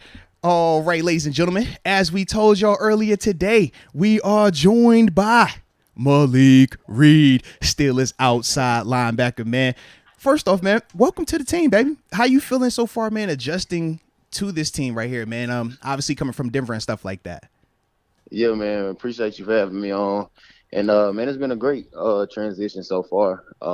And I feel like that's a testament to, the type of place that this is and, with the head coach, Coach Tomlin, and just I feel like how family-oriented like things are here. So it's been great. Being traded, it's a whirlwind. Yeah. You know what I'm saying? Leaving and going to another team and having to get stuff situated here. But like I said, I am glad that I'm here right now, and I know I'm here for a reason and a purpose. No, facts. And I actually wanted to ask you too, man, to start out with that, how did you actually find out you were going to get traded? Because we know everybody gets these stories differently. Some people find out via social media, some is through their agent, family member. So how was your story in terms of when you found out you were getting traded? Yeah, it was something that me and my agent had talked about could be a possibility the day before. So it wasn't nothing that hit me by surprise. And to talk to the GM in the morning, let me know what was going down. I was gonna be traded, and he hated to see me go, but he told me I would be going to a great team, great organization, and yeah, that's pretty much how I found out that morning. And then I had a flight. What? Like 4 or 5 o'clock that night. Jeez. So yeah, flew in and then you straight duffel bagged it up and just went on, huh? Yeah, man. I had a few hours to say bye Oh my to people, gosh. talk to people. And then I was in Pittsburgh. My flight got delayed, so I didn't really leave till like 6 or 7. And got to Pittsburgh around 11:30. So I didn't get to the hotel till like 12 something. Then get to sleep till like 1. Hey. And then you fresh out in the meetings. Yeah, in the meetings, practice. I even practiced that day too. Wow. I didn't know what was going on, but it was cool though. Man, they was telling me where I should go and what I should be doing, so it was cool. Nah, I like that right there. And just in the simple fact of when you found out it was Pittsburgh, how was your reaction to that part of it as well, man? Because like you said, it was a trade, so you don't really control where you're going, what this team is going to be. So what was that like when you knew it was Pittsburgh? Man, it was a blessing. I was fortunate enough to. I was with. I know you probably know Ray Jackson. Yeah, Ray J. Come on, got a little Ray Jack, man. Good dude. Good dude. Ray Jack. Yeah, that's my guy. And we had a great relationship, and enjoy. I would have talks with him all the time. He would talk about Pittsburgh all the time, and how great it was here, and his time and stuff, and how things were just different. It just felt different. You know what I mean? And how great of organization it was, and how about the business they were. And so, man, I heard nothing but great things about it. Even when I was leaving, I got a chance to talk to the head coach. Yeah.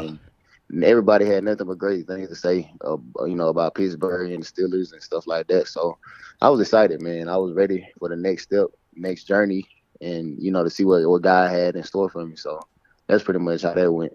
No, I like that. Respect. How'd you feel about leaving Denver? Because sometimes when dudes get traded, they go from like a shitty situation and they get to like a good organization like the Steelers. But in this case, you guys just got Russell Wilson. But I do know that you were you third on the depth chart over in Denver? So like, what was just going on through your mind about leaving Denver? Like, was that even a thought going through your mind earlier in the offseason about getting traded or getting into a spot that might be more beneficial for you professionally?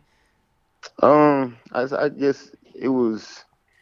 I could see they tender me during the off season. I was restricted. They tender me and everything, and so and then they brought in other guys and then switched people, to my position, switch people to the position and stuff like that. So I know edge rusher, that was something that I think was a big priority for them in the offseason. And so, I mean, I was looking forward as, opportunity to compete, you know what I'm saying? Go put my best foot forward and, looking forward to the year. So I ain't really know, what it was going to look like in terms of, being traded or being somewhere else like that. You know what I mean? I was just trying to keep my head down, stay working, and let the rest take care of itself. You know what I mean? And so, but it didn't. The opportunity presented itself, and I feel like it really ended up being really the best thing for me. You know what I mean? And, with more opportunity, you know what I mean? And like you said, coming to an organization that's, about and doing things the right way.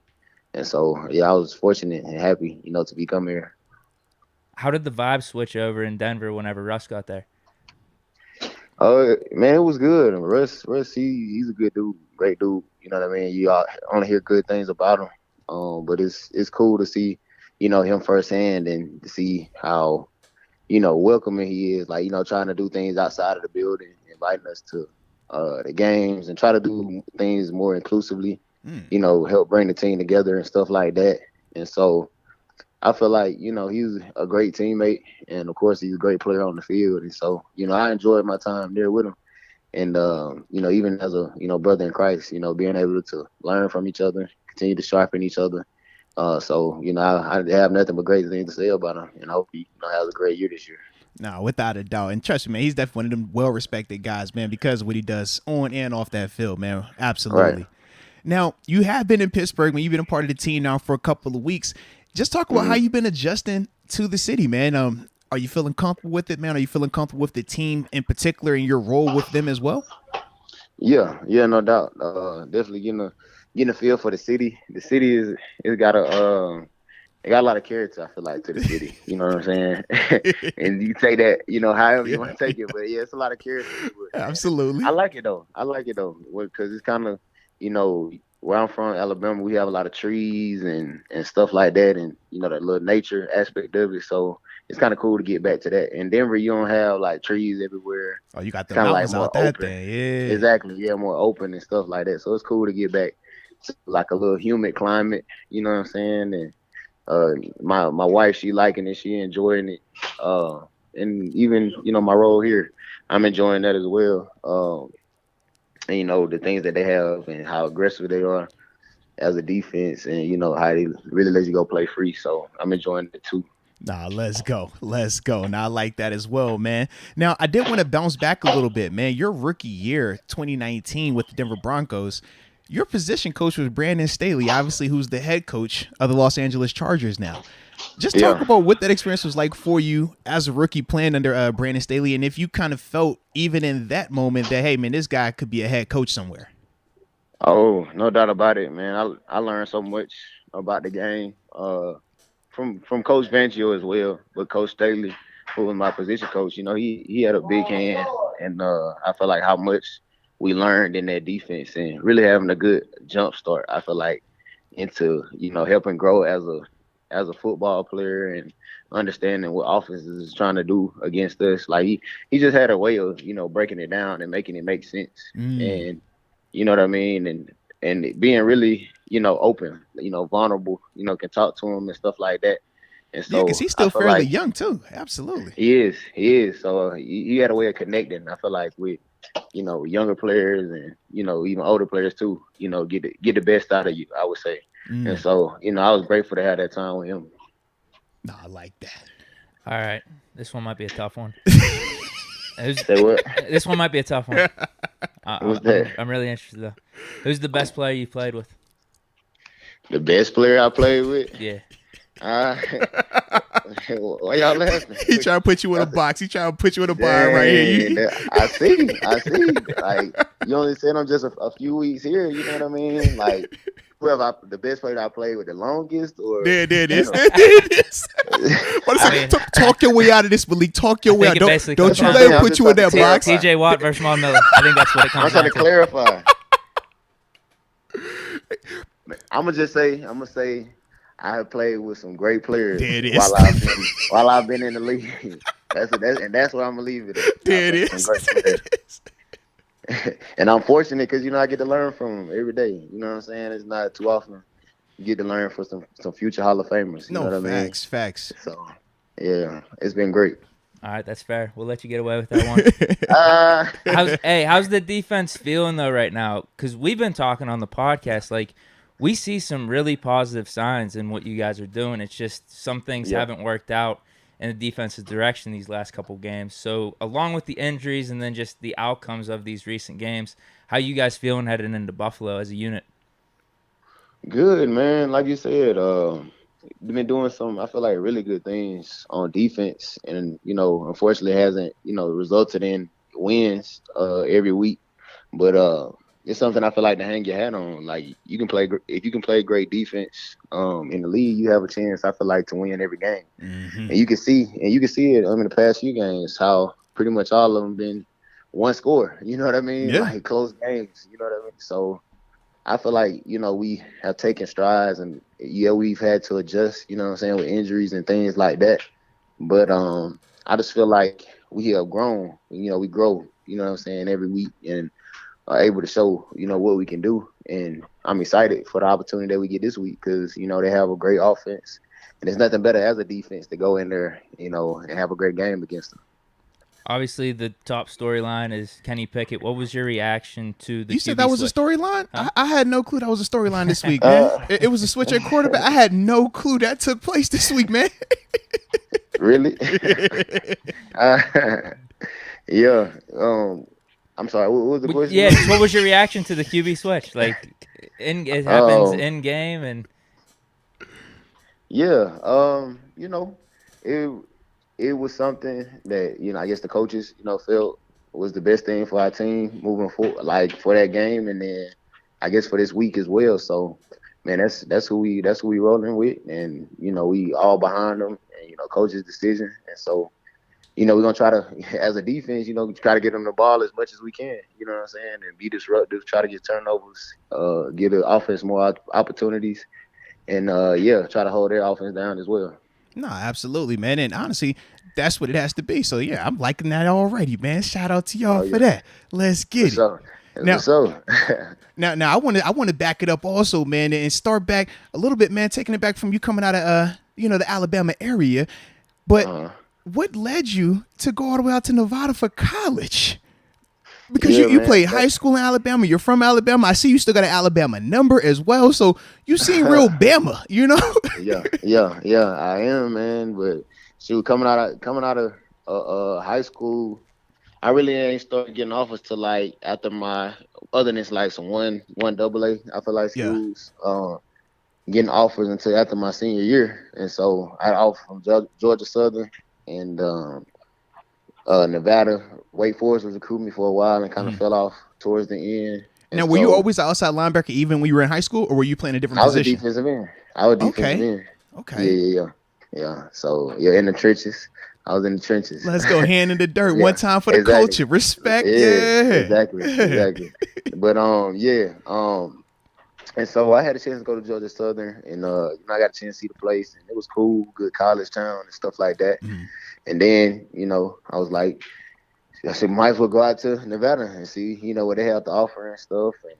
And it was different, man. It was totally different than what I was used to, what I experienced. Got a chance to see the facilities, see the area, see the, meet the people that was there. And I just felt like, that's what God wanted me to be. I could just, feel it in my spirit and stuff like that. And, that's why I chose and decided to go, man. And where I come from is, you see all the time, like, a lot of talented people, but it's hard for them to, get out. You know what I'm saying? They don't, I feel like, kind of get comfortable in the situation they in. Some people go out to college, but they, will come back and stuff like that. And, man, I just wanted to get away, experience it, especially while I was young, you know what I mean? And I feel like it helped me grow up a lot as a man and as a person as well. And I feel like develop my own individuality, independence and stuff like that. And I feel like it was the best thing for me at that time. No, that's dope as heck, man. I always wondered that, man. Whenever you see a guy go from the East Coast to, a random school out west, like, yo, what was the connection? Was it like you had a dad that was out there, a cousin? Like, what was going on, man? But no, that's dope, man. Yeah. And what's crazy is that Troy was like right down the road, like 45 minutes down the road. My dad played at Troy. He played basketball at Troy. Okay, He okay. was a Hall of Famer there and everything. Dang, And you ain't go to pop they ain't recruit me. school? They ain't recruit me. Oh, They ain't recruit me. They ain't offer me. They 45 minutes down the road, that's 45 minutes nuts. per hour. Hey, they're Yeah. lost. They're lost, man. Yeah, I'm here now. Absolutely. That's all I got to say. Absolutely. And then from there, I mean, obviously, you make your journey to the NFL, but you get into the league as an undrafted free agent. So we know, excuse me, as undrafted guys, you get to determine, in a sense, where you're going to go. So just talk about what led to your decision to go to Denver. And then obviously with the draft, did you expect to be drafted, or what was that like for you personally? Yeah, I feel like it definitely was an opportunity to get drafted. I heard anything from, fifth to seventh and stuff like that. And so, I was definitely uh, ready for the opportunity if it presented itself. But once that didn't happen, it seemed like calls just started coming. I mean, it was people calling my agent, it was people calling me during the draft and stuff like that. And I could think it was, talking about, free agency and, we don't have any more picks left in the draft and, trying to get me in and get me as an unrestricted free agent and stuff like that. And so my agents talked to them, and it was like 3 places that they had kind of like lined up or that they was thinking of.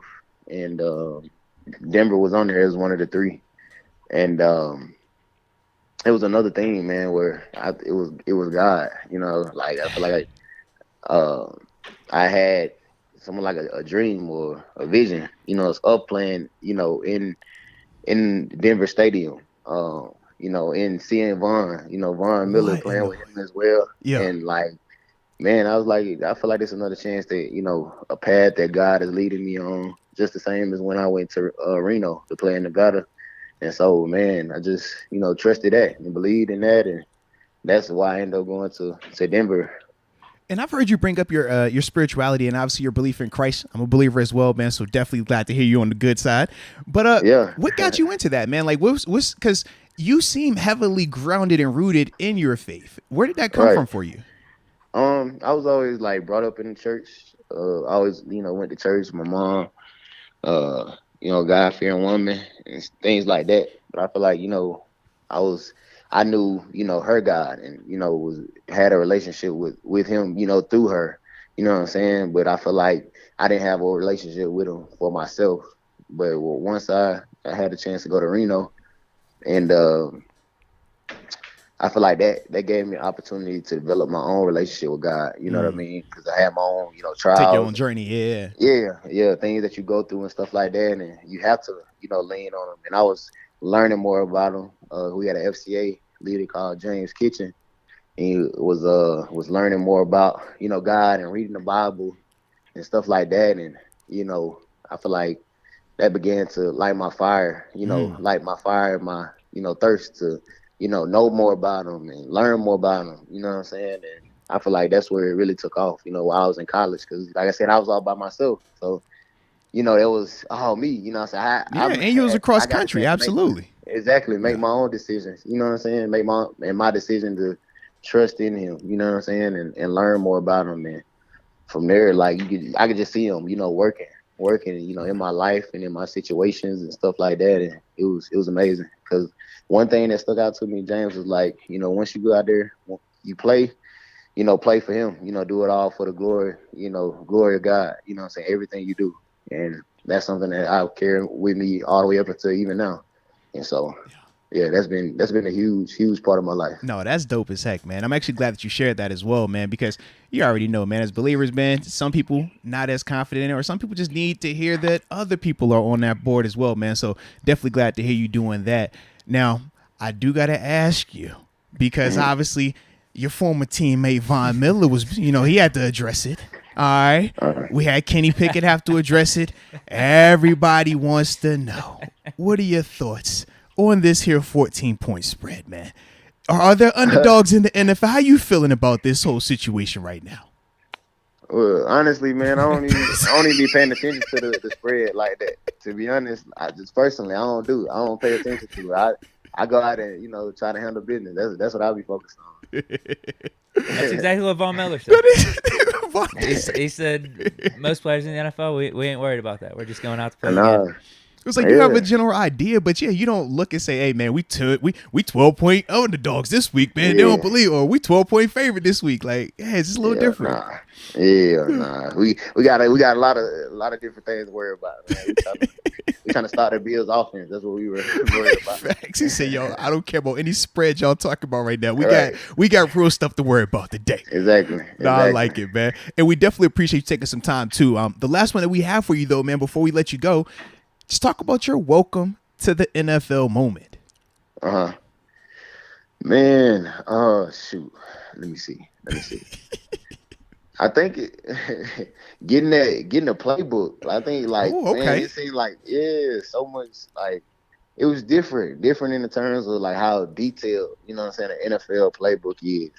And all the studying that goes into it. You know what I mean? Like I feel like things in colleges were a little more basic, you know what I'm saying?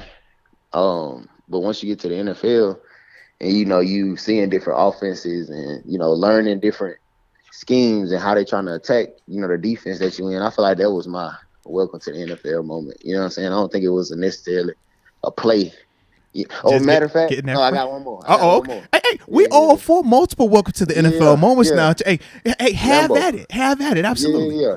Going to play the Packers, it was my rookie year. You know what I'm saying? Like, you always hear Lambeau Field. Yeah, I was the mystique, the energy around it. Yeah, and I was a little bit of a Packers fan growing up because I like Brett Favre. Okay. Shout out. I'm with you. I said growing up. Fair enough. All right, we like that version. Yes, the growing up version. Yes. I can't speak for the stuff that's going on now. You know, I was like, I don't want to shout him out all the way, but I get where we at with this. Yes, football, playing football. Yes, but yeah, man. So I was a fan growing up. So having the opportunity to go play in that stadium and the history, so much history that they have there, and man, just walking out and seeing like the championships that they had won, and just like you said, just the feeling that you get, so because you hear it all the time on TV, but actually being there, being in the stadium, and man, it was crazy. Like even the Monday night, the game, it was 2 games before that, but the Monday night game we was playing against the Raiders. It was our first game. And, the Raiders, they hate the Broncos. So they was throwing bottles and stuff at our bus. Man, we thought the Raiders hate everybody, man. We didn't know it was They might. But they just seem real honorary, man. They doing some everything. And then, man, once you under them lights on Monday night and they stadium was rocking. Let's go. I'm like, what? So this is the NFL, huh? Like, so, man. Yeah, but they finally arrived to the show Monday Night Football, man. Ain't nothing like it. Exactly, man. So I was juiced, man. The first play, I'm out there shaking. I'm hyped. Let's go. Hey, so actually, I got one more for you. Kevin Dotson last year famously said that he could take out a cheetah if it was like a 1v1 like fight. Could you take out a cheetah? We'll just start right there. Could I take out a cheetah? Yeah. And this is all stemming from your boy Dotson. Just throwing that out there. Dotson said that he could take a weapon. No, he said with his bare hands, you 1v1. He could beat a cheetah. Shoot. Man, I don't know. That's a tough one because you can't run from. They ain't nothing like they too athletic to do anything too athletic for them. You know what I mean? How you feel about the strength though? You got to have a little advantage there, right? Yeah, I got it. If it's like do or die, the adrenaline might be kicking in. If I'm fighting for my life, I think I can get a cheetah. Okay. Yeah. Are you worried about the teeth at all? A little bit. Yeah. You gotta avoid them teeth. You gotta get them around the head or something. You can't leave the head free where you can bite you. And are you worried about the cheetah's claws or anything like that when when he try to swing and stuff? Nah, you pin him down good enough. Ain't no way he can scratch you. You know what I'm saying? He can't just go crazy and scratch you you know what I mean? You gotta get the head. You gotta put him in the headlock and put your body weight on him. Your body weight on him. I'm visualizing. Yeah. I just go little brother the cheetah. I got you. All right. Yeah. Now if it's a lion, I ain't playing. It's a wrap. Okay, so that's the line. Fair enough then. Fair enough. So the line is that cheetah there. Huge. Have you seen a lion? I'm familiar. I've seen them all, but I think of them Okay. cheetah. I'm like, they still got teeth in them claws, and that's my whole dilemma. I'm like, I Moats was like even me. saying a wolf would be up in the air. I just cause I'm worried about them teeth. When they start biting, I think that might take me out of my Wolves killer. are big too. Yeah. I think a wolf is bigger than a cheetah too. Yeah, I know the bite's gonna hurt. That's what I'm worried about. Yeah. That one bite, it might turn that switch off. I'm like, oh, mama. Make you think about it. Like that pain make you think a little different. Yeah, man. So it definitely gets like But that, man. It definitely does. But not like that, though. That's a fair answer right there. But no, as a whole, man, we definitely appreciate you taking some time to hop on the podcast with us, man. We're super excited to have you here in Pittsburgh, man. As an alumni, I'm glad as heck to see you here, man. I'm hyped about you because I was a fan of what you were doing in Denver anyways, man. Yeah. So keep doing your thing. Stay healthy, man, all right? And we're rooting for you over Appreciate here. No doubt, man. Appreciate it, man. Y'all have a great one. All right, peace, bro. Thank y'all for having me again. Oh, yeah, no doubt, man. All right, peace. All right, peace. Shout out to Malik Reed right there, ladies and gentlemen. Shout out Absolutely. to Stephen Carpenter for reminding us about that question. Yes.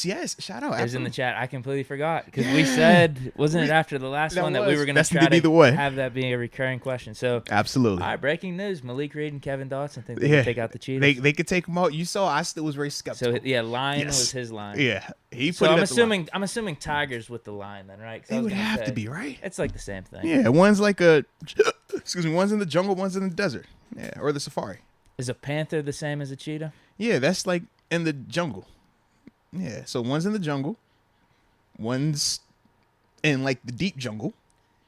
Yeah, I'm just trying to think of tiers. Like Yeah. lion and tiger. To would me, be at that lions, tier. tigers, panthers, jaguars, they're all like in that. Oh, you're saying a cheetah's below like a No, jaguar in terms of like or a the panther? big. I'm sorry, like big cat category, because a cheetah is smaller than a jaguar, right? Yeah, it's definitely smaller. it definitely got a smaller frame. Yeah, so for I would sure. put like the cheetah as like it's still in that tier, but it's because the speed part more so than like the size of those other cats. Those big cats, man. Yeah. I told you. I think I don't know. I'd probably get clocked by a pit bull or something.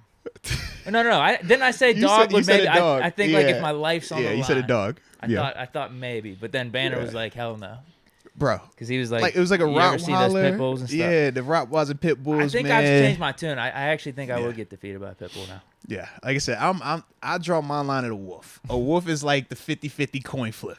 If I could get him before he bites me, I like Yeah, so me. you're still not thinking you got the cheetah. Nah, because I know me. Once I get bit, bro, like I don't care how angry you are.